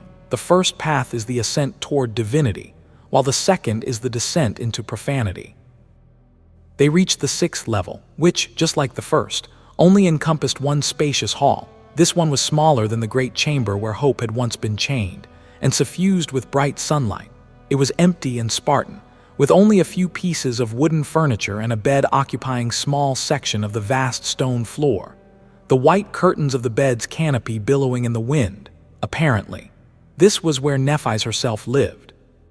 She led Sunny to one of the 4 large balconies and stopped there, looking at the breathtaking vista of the boundless blue sky.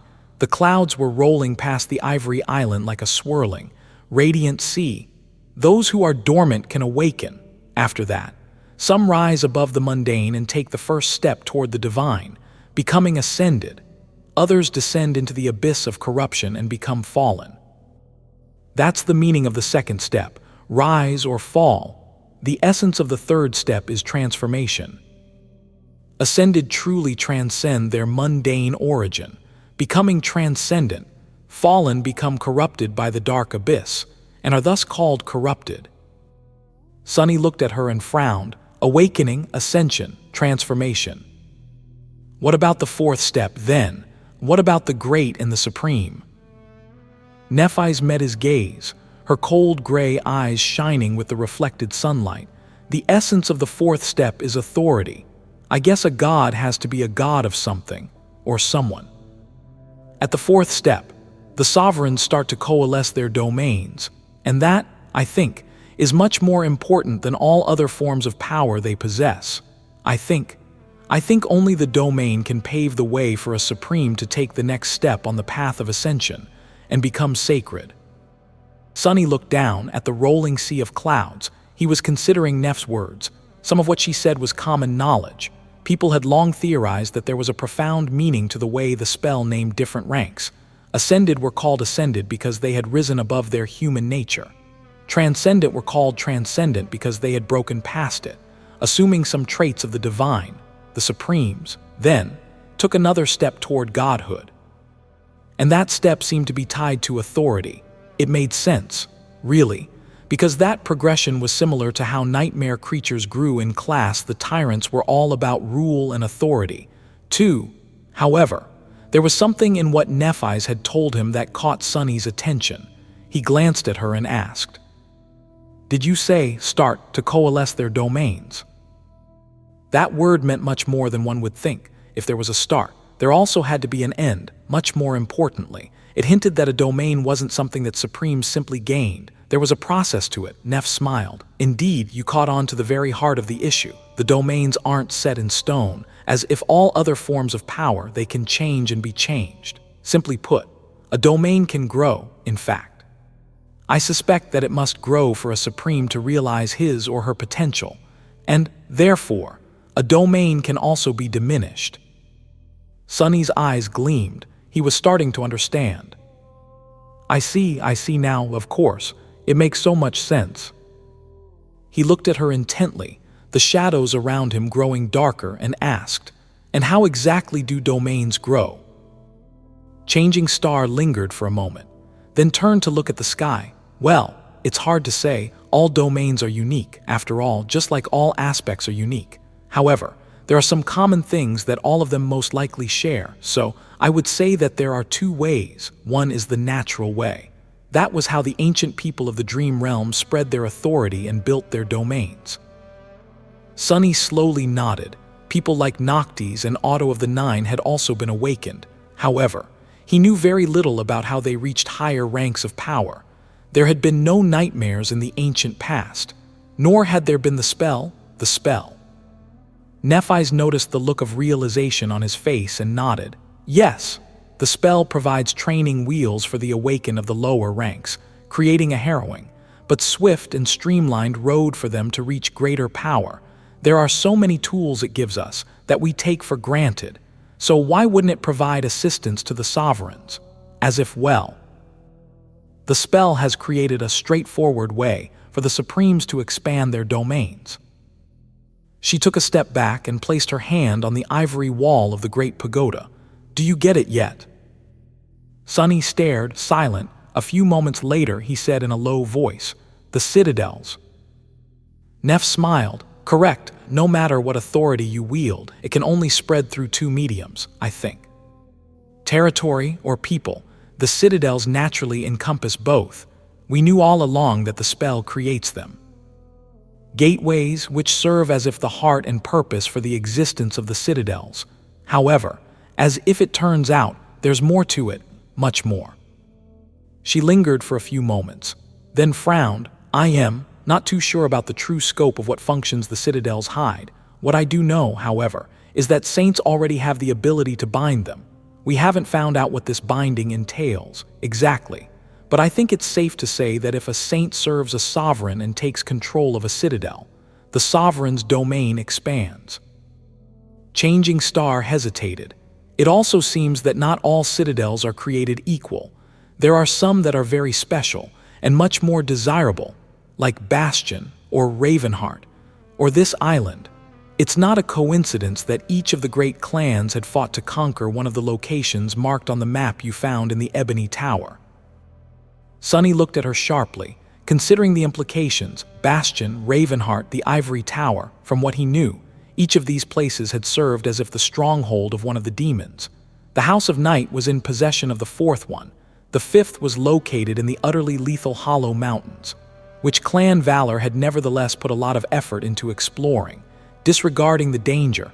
And the sixth one, the last one. Considering that Weaver didn't seem to have possessed a stronghold, the sixth one was the Black Pyramid far to the cast, the pyramid that seemed to be somehow tied to the chain of nightmares. Sunny took a deep breath. "So, what exactly are you trying to say?" Nephis shook her head. Sunny murmured, "Which means that too. Isn't it obvious? Both Anvil of Valor and Kai Song need to expand their spheres of influence to perfect their domains. However, there are only so many human citadels to go around. Domains, or at least these particular two domains, can't coexist. For one to be perfected, it has to swallow the other."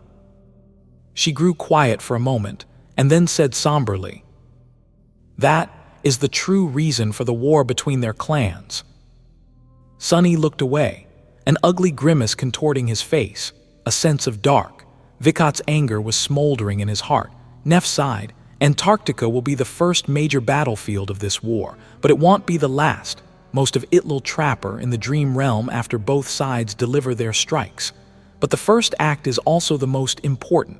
If one of the clans manages to gain momentum in the southern quadrant, their advantage might very well snowball into an unstoppable avalanche. So, their clash in Antarctica will be extremely fierce and bloody. In fact, Anvil is sending his own daughter there. Morgan will lead Valor forces in the southern quadrant. That alone shows how serious his intentions are." Changing Star studied the clear skies, then turned to Sunny and said, her voice even, "So, now do you understand?"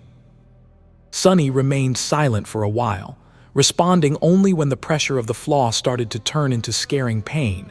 "Yeah, I think I understand." Pain, many things became clearer now. Finally, he knew more about the sovereigns and the power they wielded, awakened, masters, and saints. All of them were bestowed with great strength. But that strength was of a personal kind. Supremes were, without doubt, even more fearsome warriors. However, their true advantage lay in their authority. He wasn't too certain about what exactly a domain did. Even Nephis didn't know the details, after all, but understood the concept. A domain was a physical manifestation of a sovereign's aspect, a territory where their rule was supreme, and that manifestation, while representing their personal strength, relied on external factors to exist and grow: authority, influence, power over someone and not just yourself. All of these things were conveniently intertwined in the form of citadels, which the spell created. Citadels.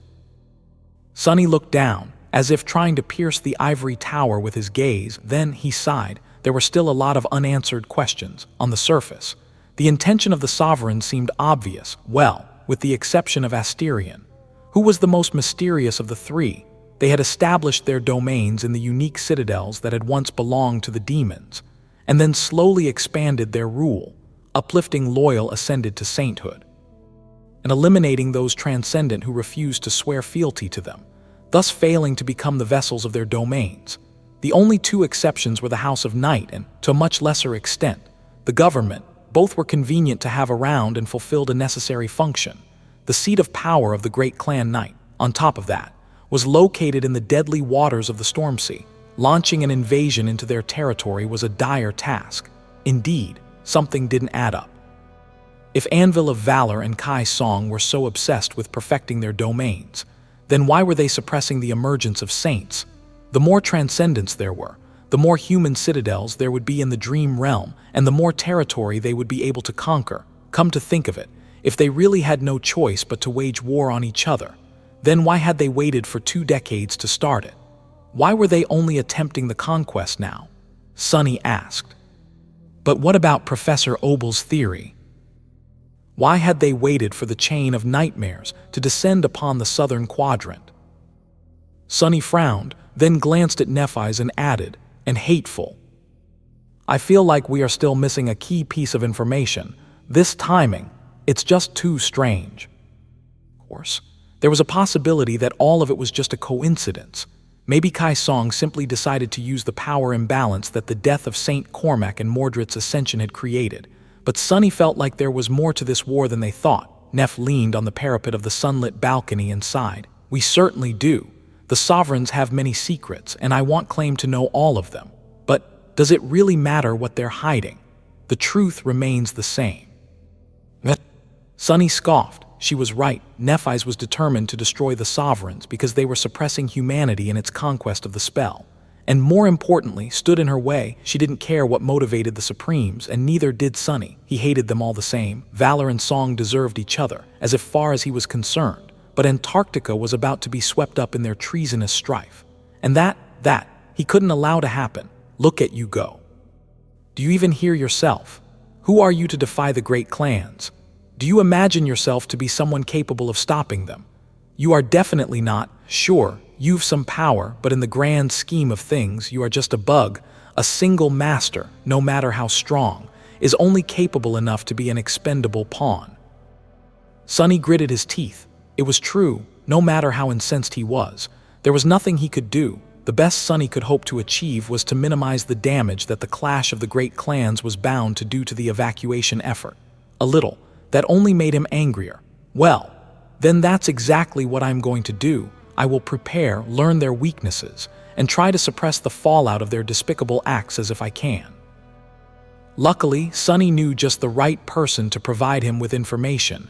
Knowing what the opponent was planning came first. He remained silent for a few moments, then glanced at Neph. So, what exactly is going to happen? What will be their first move?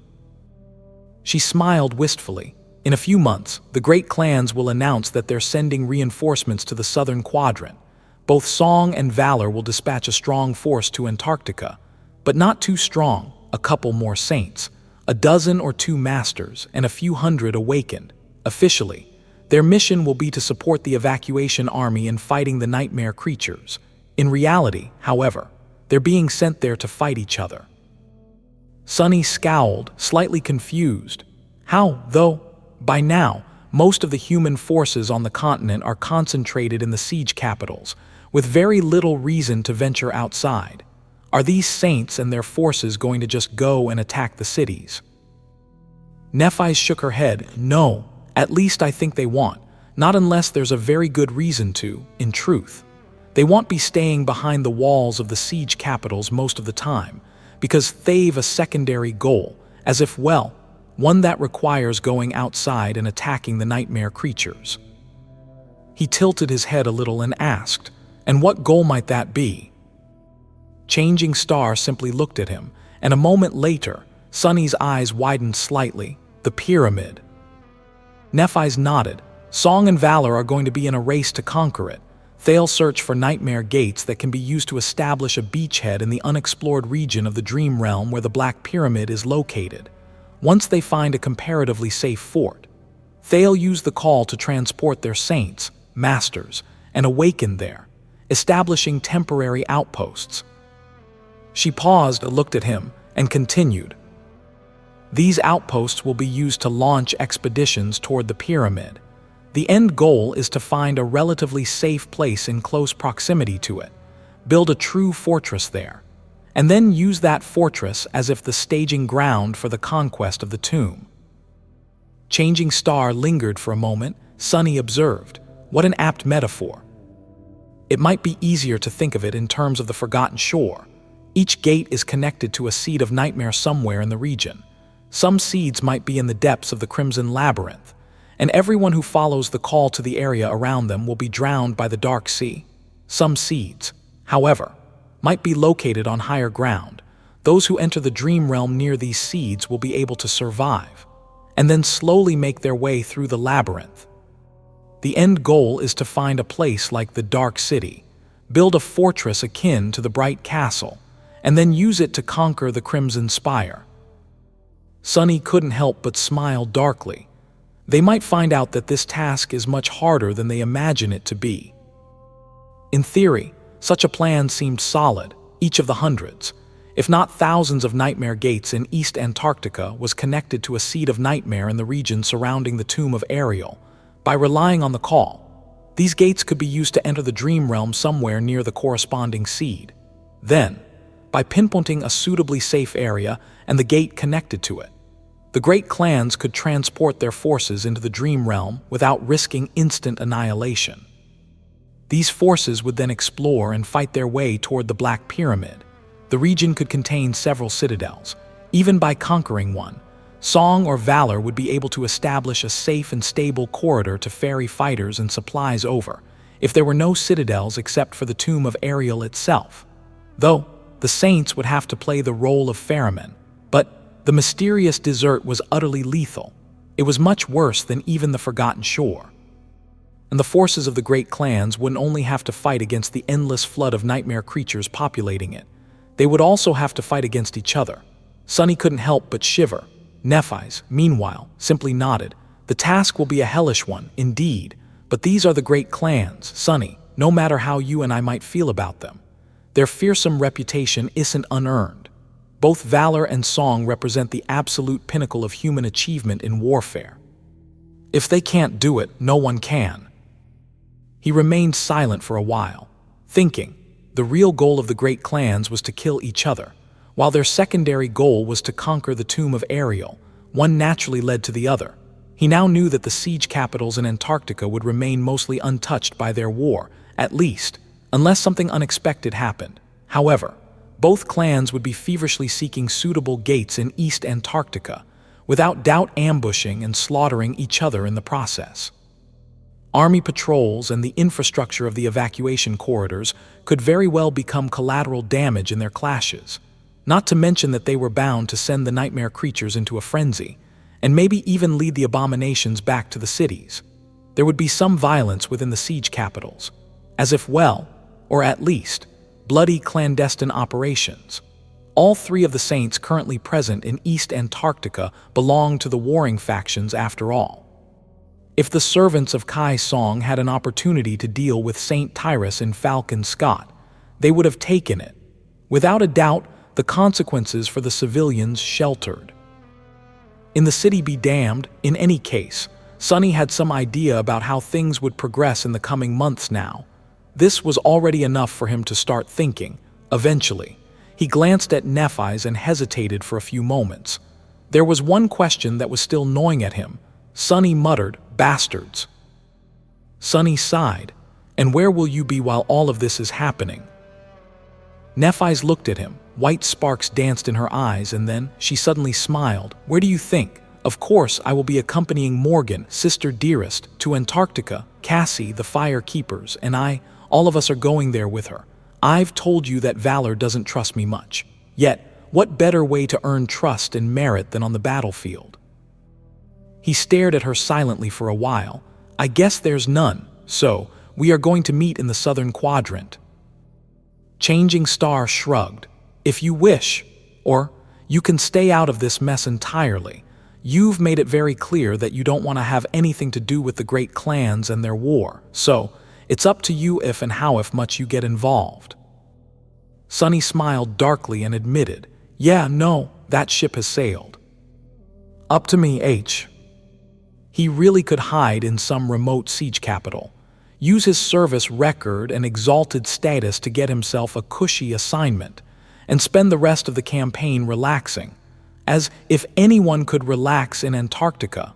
However, was he willing to? Did he want to? Not really. If I don't go to hell, who else will go? Sonny had once told the Sin of Solace that the great clans were free to act with impunity because there was no one around to hold them responsible. He didn't wish to teach anyone lessons in responsibility, but he did want to teach those bastards a lesson in humility. The harsher and more painful the lesson, the better. I'll make them pay.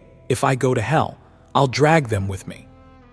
Sonny looked at the boundless blue sky, then turned to Nephis and smiled, saying, "See you in Antarctica, then." Summer had come to Antarctica. The wind still brought with them a piercing chill, but it was warm enough for the snow to thaw under direct sunlight. Gurgling streams of water turned East Antarctica into a land of countless brooks and numerous lakes, which all glistened in the sun or drowned in the shadows of the tall mountains. The sun itself was distant and cold, but it never disappeared from the blue expanse of the sky, just like there had been no end to the night. Now, there was no end to the day. The twilight of the long dawn had gradually turned into daylight, and now that October was in full swing, the whole continent was suffused with bright radiance, and would be for the next 5 months. The situation on the continent, however, was far from light. It was grim and dire, as if Antarctica was had submerged deeper into an endless cycle of dreadful nightmares. The chain of nightmares was escalating with each day, and the evacuation army was forced to take more and more desperate measures to withstand it. The remains of a once thriving city were buried under thawing snow, with the skeletal remains of tall buildings rising above it like dark cliffs. This settlement hadn't been chosen to become a siege capital, and so it was abandoned at the start of the campaign. Now, it was nothing but a desolate ruin. From time to time, that ruin would turn into a battleground, sustaining even more damage.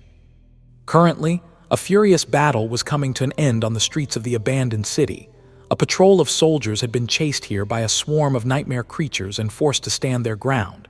The humans had fought violently and almost defeated the attacking abominations, but sadly, the sounds of the combat awoke a fiend that had been slumbering in the ruins. The creature had tom a bloody path through the remaining abominations, and then slaughtered the soldiers. Now, only one of them remained alive. Lieutenant Catfiend was struggling desperately with the controls of her MWP, but it was of no use. The mighty machine had been damaged too severely and toppled, its vestibular systems going completely offline. She could have brought it back up relying on nothing but her piloting skills, but most of the limb hydraulics were destroyed, and the frame itself was bent and torn, large sections of the alloy armor already missing. Even the coolant pathways were breached, turning the pilot's cabin into a scorching inferno. The paint she used to decorate its walls with drawings was blistering and melting, and Catfiend herself felt as if she was going to melt, too. But, of course, she wouldn't. The abomination that had slaughtered her squad was currently on top of the MWP, clawing at the war machine with its powerful limbs. The armor was parting before the terrifying claws like paper. Each strike sent a concussive shockwave through the frame, tossing Catfiend up and down in the tight confines of her safety harness. The creature was going to kill her long before the heat had a chance to. Curse it. There was just no way for her to fight against a fallen demon, and that was what the creature was, most likely. At least the awakened leader of the patrol had called it that before being killed by the fiend. But even knowing how hopeless the situation was, Catfiend stubbornly controlled the only functioning arm of the MWP, bending it at the elbow to press the 7 barrels of the kinetic machine gun installed on the forearm of the war platform to the abomination's side. Barrels spun, unleashing a flood of heavy tungsten rounds into the demon's impenetrable hide. In just a second, the machine gun spat close to 200 armor-piercing bullets. However, all of them simply ricocheted off the harrowing creature's skin, not even bruising it. The fiend was pushed slightly to the side, then glanced at the firing weapon with its mad, burning eyes. In the next moment, the abomination's claws struck, ripping through the MWP's arm and severing it entirely. The next blow finally breached the cockpit, destroying the screens and letting Catfiend see the fiend with her own 2 eyes. She gritted her teeth. At least there's some cool air now. She knew that she was about to die, but she didn't. The battle had caused plumes of thick smoke to rise above the ruins, obscuring the sun and submerging the battlefield in deep darkness. At that moment, the darkness suddenly surged and moved forward. Catfiend blinked, thinking that she was seeing things. 2 giant hands suddenly rose from the ground, grabbing the fallen demon by the shoulders. The hands had matte, inky black skin, slender wrists, and long, dexterous fingers that ended with sharp claws. These claws cut through the abomination's indestructible skin with ease. Then, the dark hands pulled and ripped the fiend apart. Half of its monstrous body landed to the left of the fallen MWP. The other half to the right. A river of blood and viscera splashed, falling into the turned-up dirt. Just like that, the terrifying creature had been slaughtered. What? Catfiend suddenly felt cold. The fallen demon was a harrowing monster. So what kind of otherworldly horror would be capable of killing it with such ease? As if she stared, a figure emerged from the darkness, landing softly on the torn frame of the MWP. It was a young man with porcelain skin and black hair, his eyes glistening like dark gemstones. Despite the biting cold and the nightmarish surroundings, he wore no armor and wielded no weapons. His slender body was covered only by a light tunic of black silk. When the young man appeared, the darkness enveloping the destroyed city suddenly seemed to become deeper, darker, and more frightening. The sight of him was in such stark contrast with the ravaged, war-torn ruin that he seemed more like an apparition than a living being. Catfiend gulped. The young man lingered for a moment, and then looked at her calmly, asking, "Are you all right, soldier?" It took her a few seconds to digest what the eerie stranger had just said. She gasped. "Oh gods, he speaks." What? He leaned forward and grabbed the jagged edges of the breach in the cockpit's armor, easily pulling the alloy apart to widen the gap, and repeated, "I said, are you all right?" Catfiend lingered for a moment and answered, "Why, yes." The stranger nodded. "Good. I am Ascended Sunless of the Special Reconnaissance Unit. You can call me Master Sunless or Major Sunless. Let's get you out of this thing." Sunny helped the pilot climb out of the ravaged MWP, then looked around somberly. The ruin of the city was covered by the signs of a fierce battle. Sadly, he had been too late to arrive. Most of the soldiers were already dead. Sunny cursed. Damn it. He had noticed the commotion in the ruins by chance, while making his way through the wilderness to accomplish a different mission, if not for the habit of sending his shadows in a wide circle around him. Sunny would have never even known that a squad of human soldiers had been trapped here. He used Shadow Step to arrive as swiftly as he could, but ended up saving only one. With a sigh, Sunny helped the young woman climb down from the wreck of the MWP, summoned the Endless Spring, and handed it to her, saying, "Here, drink some water." The pilot kept staring at him strangely, but he was long used to such stares. He gave her some time, then took the glass bottle back and asked, making sure to keep his voice neutral. "I am sorry about your comrades, but how did you guys end up in this sector? Did you not receive the message that it was designated as a black zone by Army Command?" The young woman grimaced. "We did, sir, but by then it was already too late. We were on a routine patrol along the 17th evacuation corridor when we came under attack from a swarm of nightmare creatures. We beat them back and pursued. Sadly, a few minutes later, a gate opened right behind us. We were quickly surrounded and had to run for our lives. We ran all the way to this city." She sighed. Sonny awkwardly patted the pilot on the shoulder. "I see. I know a thing or two about bad luck, Lieutenant. It can get anyone. You did your best." Internally, he was shaking his head. "Corridor 17, that place just attracts trouble, doesn't it?" Corridor 17 connected one of the largest siege capitals in the region to the coastal fortress. Maintaining it was of vital importance to the evacuation effort. But recently, it had become harder and harder to keep the area clean. Sonny himself was on a mission to scout out a potential threat to that corridor after reaching East Antarctica.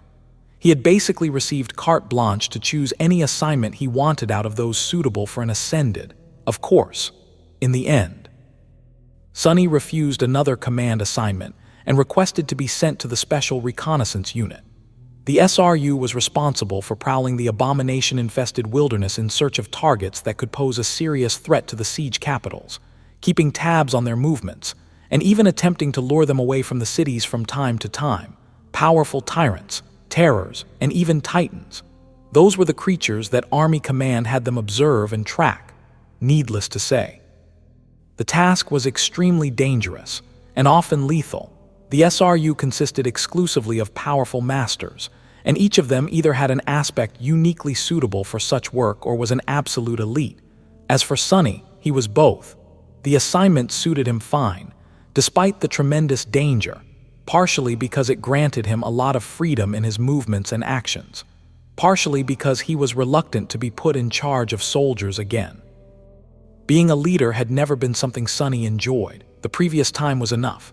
It was too much, really. He glanced at the MWP pilot and sighed. "Catch your breath, we can't stay for long, though this place isn't safe, and I am on a timer." Looking at her, he couldn't help but remember the irregulars. Sonny's face darkened. Most of his people were dead now. Only Bait and Luster remained. And perhaps, Quentin, there was no news of the gallant healer.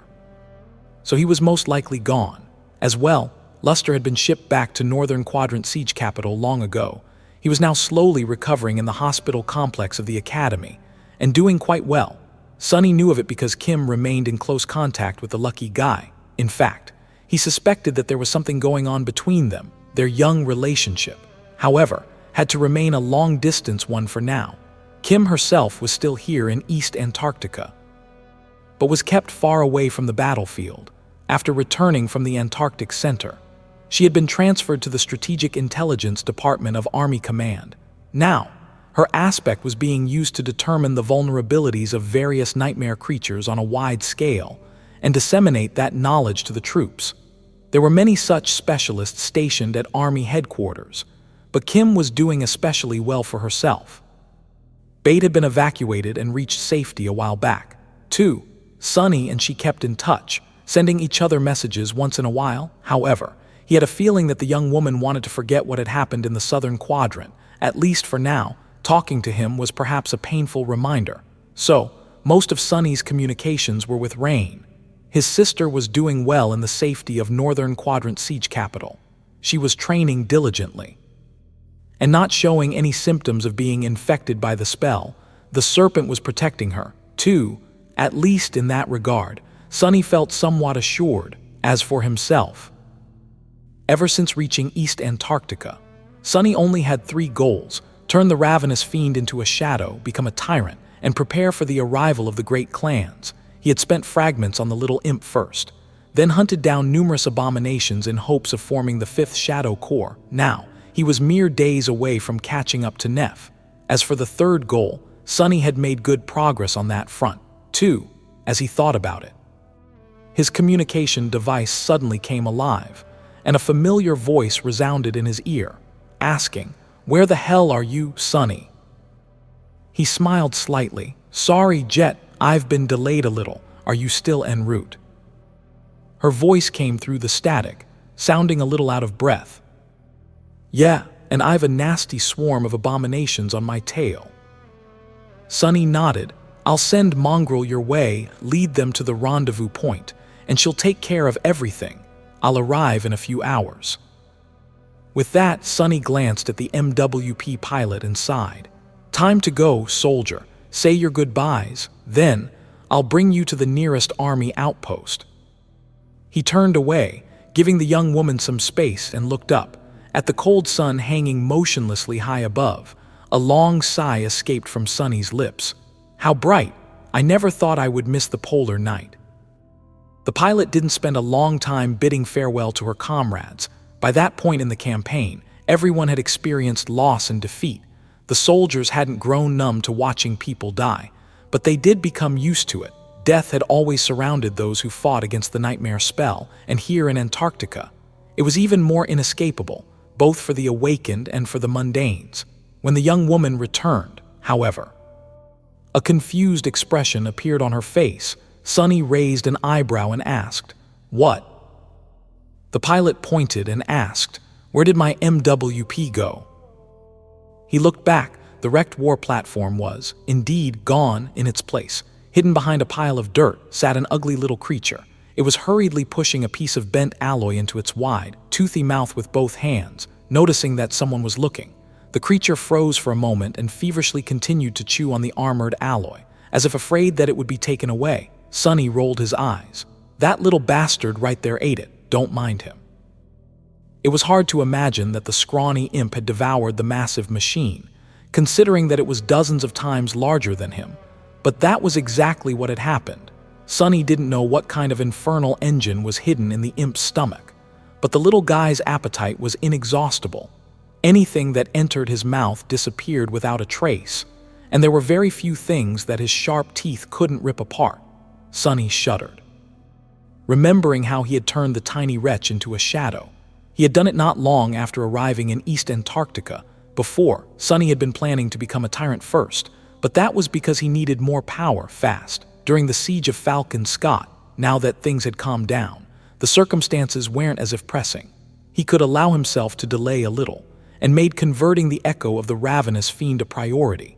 Sunny had possessed 3 shadows before, but funnily enough, only one of them, Saint, came from an echo. The process of conversion itself had looked pretty much the same as if the first time. In the tranquil silence of his soul sea, 2 beams of dark light descended from one of the shadow cores.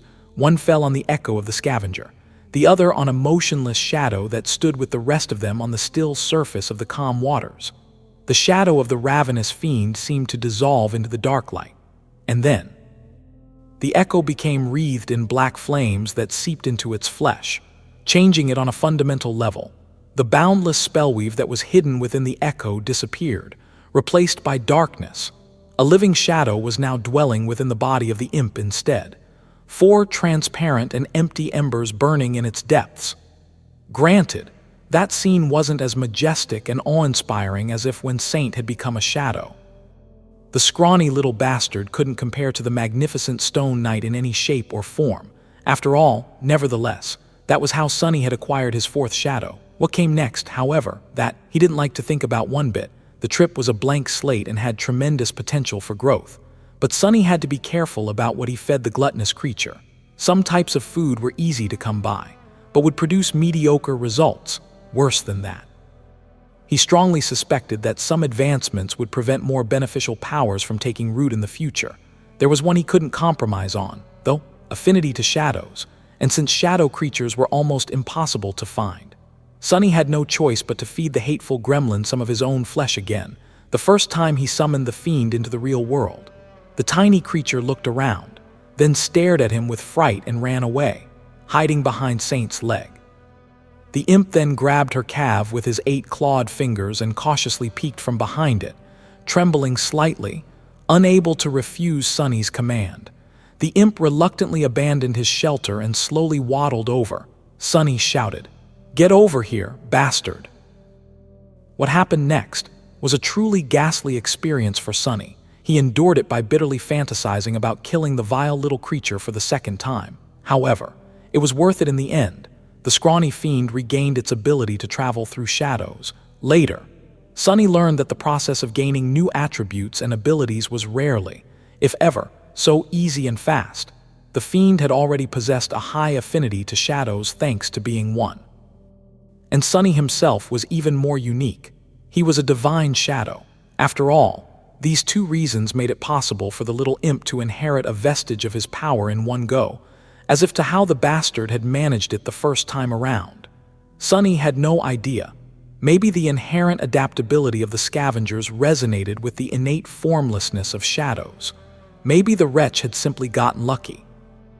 The point of it was that he couldn't just command the gluttonous scavenger to devour a nightmare creature and expect the same to happen. It took a long time and a lot of corpses, suitable ones at that, for the imp to grow in the right direction. Luckily, he wasn't limited to only eating flesh, which was why Sonny was currently concentrating on feeding the imp all kinds of steel, alloy, and mystical metals.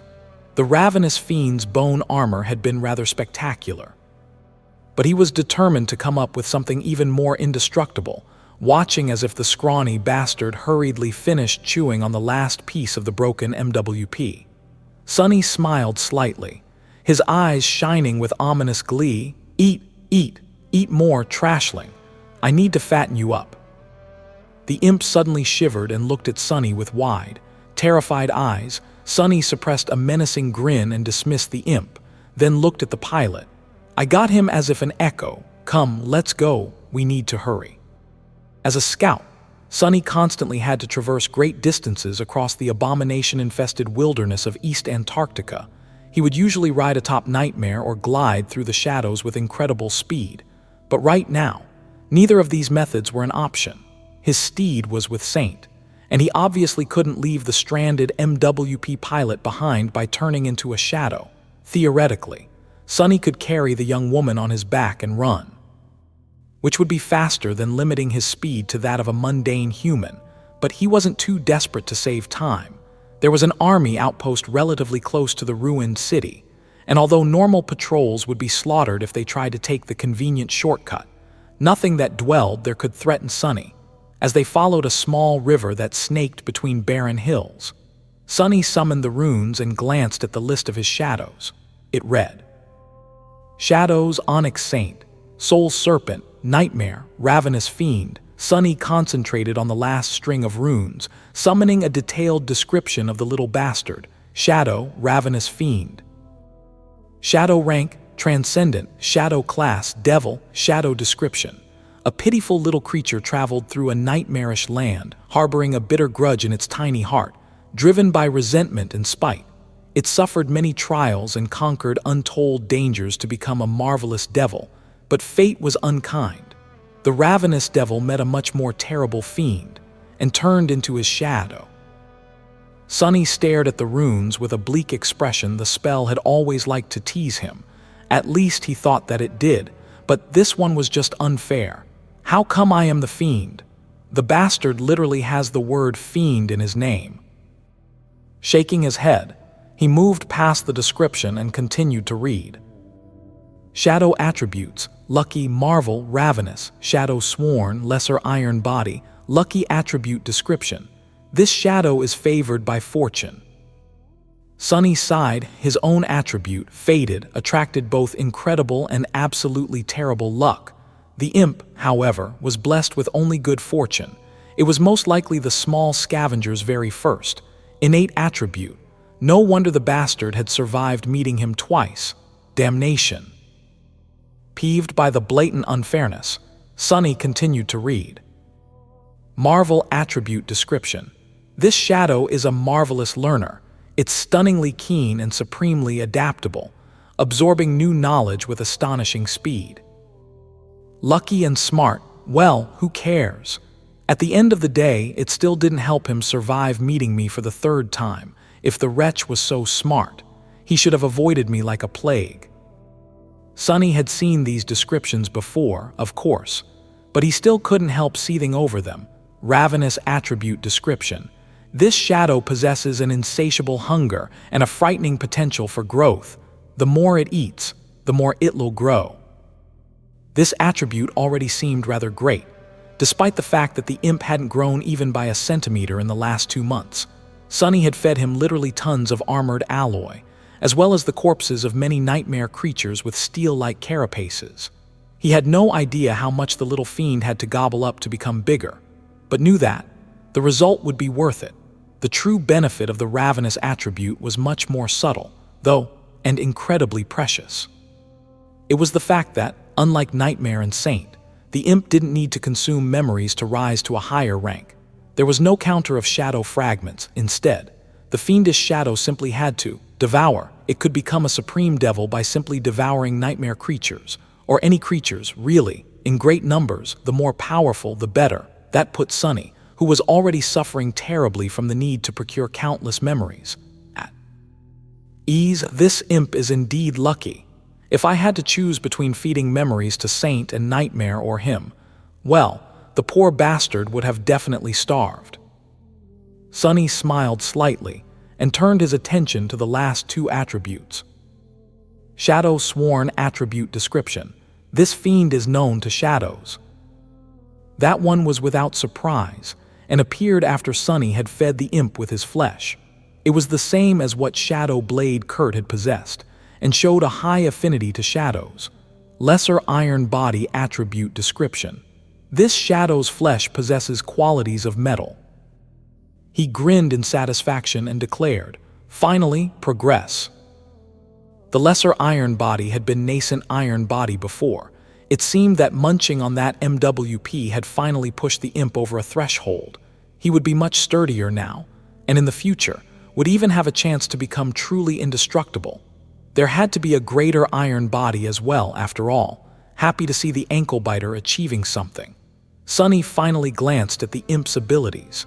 The runes read: Shadow Abilities, Scavenger, Devourer, Shadow Step. Scavenger Ability Description. This shadow can attain the traits, attributes, and abilities of the creatures it consumes.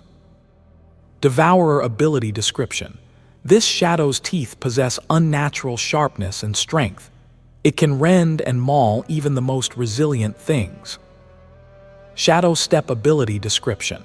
This fiend can move freely between shadows, traveling from one to another in an instant or diving into them to move with great speed. And that was it, Sunny's 4th shadow. The critter was a sorry excuse of a transcendent devil for now, but it would grow to be a real menace one day. In fact, Sunny had a feeling that the imp might just become one of the most terrifying weapons in his arsenal. The ravenous fiend had been an exceedingly dire enemy, but now that he was serving Sunny, and thus enjoying the support of a benevolent, selfless, and supremely generous master, just how much more terrible would the wretched waif become? Walking along the small river, Sunny used shadow manifestation to slaughter a nightmare creature that was waiting to ambush him and the MWP pilot, then sighed, "I need to find a couple more of those iron golems I killed last week. Or better yet, a whole swarm of them. A horde would be even better. My imp is a growing little wretch. After all, he needs to eat." Soon, they reached the army outpost. There had been a few nightmare creatures that attacked them on the way, including an especially vile corrupted monster. Sunny tore the former apart with hands woven out of shadows, and cut the latter down personally with a blade created the same way. These days, he tried to avoid getting his own hands dirty, mostly using shadow manifestation to slaughter the enemy. Sunny wanted to hone and refine his mastery of manifestation, and for that, he needed a lot of practice. Additionally, he felt that it was unnecessary for him to get up close and personal with every godforsaken abomination standing in his way. Perhaps it was the nature of his current mission as a solitary scout, or perhaps Sunny had simply received a chance to return to being cautious and stealthy after years of being forced to play the role of a frontline fighter. In any case, he strived to only enter melee range with an enemy if he was certain of killing the foe with a single strike. Usually, one of Sunny's strikes was enough. If not, he would avoid a confrontation entirely.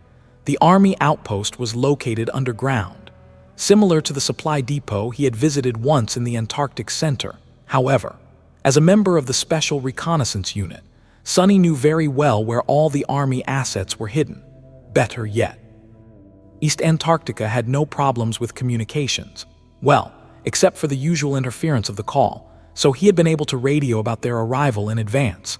Sonny and the surviving MWP pilot were met by a cohort of sleep-deprived awakened. Despite their visible fatigue, the soldiers stood at attention and saluted him respectfully. Their eyes betrayed a hint of reverence. Sonny was met with such stares anywhere he went in Antarctica, at least among the soldiers. The First Army and the Second Army were merged into one military now, but within it, people who had been in the southern quadrant since day one of the chain of nightmares were treated with silent respect.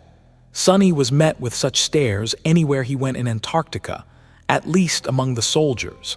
The First Army and the Second Army were merged into one military now, but within it, people who had been in the southern quadrant since day one of the chain of nightmares were treated with silent respect. He groaned. This again. Needless to say, Sonny was both a veteran of the Antarctic Center and an ascended. That was why most soldiers treated him with veneration. One of them called, "Master Sunless, sir." He nodded at the welcoming party and handed over the MWP pilot to them. The young woman had done well keeping pace with him on the way to the outpost, but now that they had reached safety, she looked to be on the verge of collapse. Of course, it wasn't at all surprising. Sonny sighed and glanced at the awakened. At ease. Take good care of the lieutenant, and by the way, I've cleared a path through the hills and dealt with the corrupted monster that had been stalking the area. If you hurry, you might harvest what's left of it before more abominations show up. The soldiers looked at each other, their eyes glinting. That monster had been causing a lot of trouble or the outpost, especially considering that it had blocked the pathway through the hills. With the creature gone, logistics would become much easier for them. One of them said, "Thank you, sir." Sonny nodded and said, "Well then, I'll be off." He looked at the MWP pilot, lingered for a few moments, and then said awkwardly, "Stay alive, soldier." With that, Sonny stepped through the shadows and disappeared from view. He had wasted a lot of time already and was running late for the rendezvous with Soul Reaper. The soldiers remained standing there for a while, staring at the empty space where he had stood before. Eventually, one of them said, "That was him, the devil." Another nodded with a stunned face, but of course, Sonny was already far away and didn't hear any of it. The sun was circling in the sky, never falling behind the horizon. He glided through the shadows where he could, ran where he couldn't from time to time. Sonny simply hid in the shadows, waiting for large swarms of nightmare creatures to pass by. These pauses slowed him down, but they also allowed him to recover some essence. He avoided getting into fights to preserve more of it. As well, and also because there was no reason to, it was already evening, or whatever passed for one in this strange land. When Sonny drew near another min, the city in front of him was almost entirely destroyed and drowned by a vast lake, with only the remains of tall towers rising above the icy water. The ruin was different from the one from before, and much older. It had been left behind by the wars that humans waged on each other during the dark times. Not the rampage of the chain of nightmares. Nevertheless, the drowned city was Sonny's current mission. He hid himself in the shadows of a rusted wreck and studied the ruin. There were bodies of nightmare creatures floating near one of the towers, painting the water black. Each of them seemed to have been killed by a single arrow. Sonny observed the area for a few minutes, noticing strange ripples on the surface of the lake. There were more abominations hiding underwater. Finally satisfied, he activated his comm and contacted Jet, saying, "Reaper, it's Devil, I've arrived." A few seconds later, her voice came through the static. "Took you long enough, where are you?" He looked around, southern shore, near an old wreck on the slope of a flat hill. Jet took a few minutes to respond. "I see it, move west for about 1 kilometer, then follow a collapsed tower into the lake. From there, you'll be able to see 3 huge smokestacks. I am in the middle one, near the top. Get here as soon as possible, and be careful of the water. It's teeming with schools of tiny, hungry fishes." Sonny lingered for a moment. Soul Reaper responded in a few seconds, her voice sounding a bit tense, asking, "Got it, what about the target?" Soul Reaper responded in a few seconds, her voice sounding a bit tense. It's in the middle of the lake. I was waiting for you to arrive before trying to get a better look." Nodding, Sonny glanced at the ripples in the cold water one more time, and then dashed out of his shelter. He reached the giant chimney without too much problem, avoiding the teeth of the vicious fish-like creatures with the help of the dark wing and a couple of perilous leaps. The structure was wide and incredibly tall, reaching at least 300 meters into the sky, and that was just the part visible above the water. There were a few holes in the frame of the alloy smokestack, so Sonny didn't waste time jumping through one of them. He found himself in a vast, dark well. Still water radiating bone-chilling cold a few meters beneath his feet. A tiny circle of light was visible hundreds of meters above. Sonny didn't know what kind of industrial behemoth had demanded such an enormous chimney. 3 of them, in fact, and what kind of poison had been billowing out of them into the atmosphere in the past. However, even now, decades or even centuries later, the air inside was acrid and hard to inhale, reminding him of the worst days in the outskirts. Grimacing, Sonny looked around and then jumped to a piece of scaffolding a dozen or so meters above his current position. Landing noiselessly on the weathered alloy, he smiled at Saint, who had been standing there, still as if a statue, holding a bow in one hand. The taciturn knight turned her head slightly, acknowledging his arrival, then indifferently continued to watch the base of the smokestack. Sonny said, "Good work, guys." He could feel Nightmare hiding in the darkness nearby, dissolved into the shadow form. The black steed moved, greeting him, and then grew still once again. Sonny's calm hissed, "Get up here, I am bored out of my mind." He sighed, then turned into a shadow himself and ascended the tall structure, gliding upward in a wide spiral, as if Sonny was going up the old alloy walls. He found himself involuntarily thinking about how long it would take Imp to eat the whole thing. Then, he caught himself and scoffed, "Gods, what am I thinking about?" But it was really a lot of alloy. At the top of the smokestack, strange machines were installed into the mouth of the well, and the walls were blackened by fire and soot. The acrid smell was somewhat reduced by the proximity to the open sky. Jet was sitting on one of the pieces of machinery, her feet hanging above the abyssal drop, noticing Sonny step out of the shadows. She closed the lid of an army-issued thermos, threw it into her backpack, and grinned, saying, "Here you are." He nodded and said, "Yeah, sorry for making you wait." Soul Reaper shook her head. "I've been on a long reconnaissance mission the entire week. Honestly, having a chance to just sit and relax for a few hours was exactly what I needed." Jet had joined the Special Reconnaissance Unit. Just like Sonny, they mostly worked alone, but for the more dangerous missions, Army Command grouped 2 or more scouts together. As if a result, the 2 of them continued to cooperate and fight side by side through most of the past few months. By now, they made for a very good team. Jet stood up and looked around, studying the ancient machinery. "Hey, do you know what these things were for?" Sonny shook his head and asked, "No, do you?" She walked along the edge of the alloy platform and nodded. "It's a filtration system. Basically, one furnace pushed a constant stream of toxic smoke through the smokestack, and on top of it was another furnace. This one meant to burn all the toxicity out of the smoke and prevent it from getting into the atmosphere. So, each of these chimneys used to shoot out a colossal plume of fire into the sky. Must have been quite a sight, especially in winter." Sonny scratched the back of his head and muttered, "Sounds kind of stupid." Jet glanced at him with a bleak expression. "Well, I am not an engineer, it must have worked. Otherwise, why waste all that time and energy on constructing filters? Anyway, let's get to the top. The faster we finish the mission, the faster we can get the hell out of this stench." They scaled the last dozen or so meters of the smokestack using an ancient, rickety ring ladder and climbed onto the lip of the giant chimney. It was as if wide as a road. From here, most of the lake and the city drowned by it could be easily seen. Sonny stared down, appreciating the surreal beauty of the desolate landscape beneath them. Almost at the same time, 2 of his shadows reached the top of the other 2 giant smokestacks. Jet glanced at him and asked, "Well?" He hesitated for a few moments.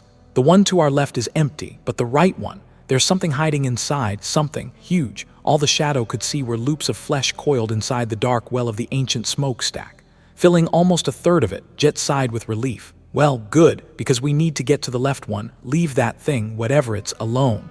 Sunny nodded, ordering his shadow to hide itself and keep an eye on the gargantuan creature. The three towering chimneys weren't too far away from each other, so getting from one to another wasn't a problem to them. However, it wasn't very safe. If something attacked you in the air, staying alive would be a challenge, so, unless someone like Kai was around, at least two people were required to keep each other safe. Sunny temporarily borrowed Morgan's barbow from Saint, and covered Jet as if she glided across the wide gap between smokestacks using a flight memory.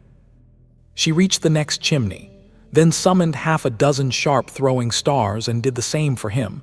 Sunny used the dark wing to breach the gap, and soon joined Jet. Now, they were very close to coming in sight of the target of this mission. He frowned. Soul Reaper slowly nodded as if he asked, "Do you feel it?" Soul Reaper slowly nodded. "Yeah, the call is much stronger here. There must be a Category 3 gate nearby."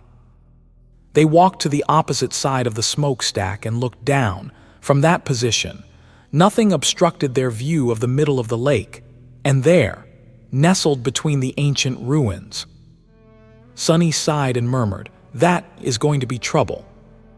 The two of them lowered themselves to the weathered alloy, looking cautiously over the edge. Far away, in the middle of the ruined city, an enormous body of a ghastly creature was hidden between the rubble, long swathes of it submerged into the water. The creature resembled a monstrous centipede that was at least 100 meters long. It was encased in pale chitin. No, not chitin. Bone. The giant centipede seemed to be covered in countless thousands of human skulls, all of them stuck together to form a morbid carapace. Its horrid maw was large enough to swallow an armored APC and full of grotesque, hone-white teeth on its head. Too tall, dead trees grew from the carapace of skulls like skeletal horns, taking care to not fixate on the grotesque creature directly, knowing that some abominations could sense when they were being watched. Sunny couldn't help but feel a chill. That thing's going to be a nightmare. Silence was the key, and thus, Sunny used the mystical blessing of dusk to communicate his thoughts, avoiding speaking aloud. Jet, receiving his silent message, responded in kind, her voice echoing in his mind against the backdrop of deathly stillness and the mournful wind, telling him, "Examine its mouth." Sunny did as if she asked, his eyes widening at the sight below. The monstrous centipede writhed, its long neck contorting as if it gagged and then retched up a mass of wet, slime-coated bones. It seemed for a moment as if the creature was having difficulty digesting its last meal. But then the pile of bones began to shift, slowly forming into a twisted, nightmarish figure, rising unsteadily. The abomination stumbled away and vanished beneath the water's surface. Sunny's brow furrowed in disgust. How many of these abominations had the centipede spawned?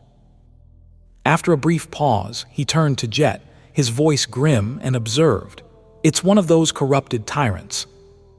Jet's face twisted into a frown. "It does seem that way, doesn't it?" Moving swiftly, Soul Reaper retrieved several bulky devices from her backpack. These were sophisticated sensor arrays and recorders, supplied by the army and crafted using intricate spelltech technology, but despite their complexity, they proved useless in the face of interference from a nearby gate. Minutes passed, filled with futile attempts to gather information, until Jet finally sighed and shook her head at Sunny. He simply shrugged. "Guess we'll have to contact Army Command." Without a word, Jet moved to a safer spot and activated her military communicator. Despite the harsh static, she managed to convey a message. "HQ, this is Recon 4 and Recon 9. Target sighted, threat level Core 5, requesting analyst backup." A brief wait, and Jet signaled they needed to wait 3 more minutes. They're moving fast, must be important. Sunny thought, his mind racing. The situation seemed critical, and he could sense the urgency. He summoned a memory, a rare and valuable tool that connected them to the Army headquarters through a twin circle of patina-covered bronze, allowing diviners to extend their senses across vast distances.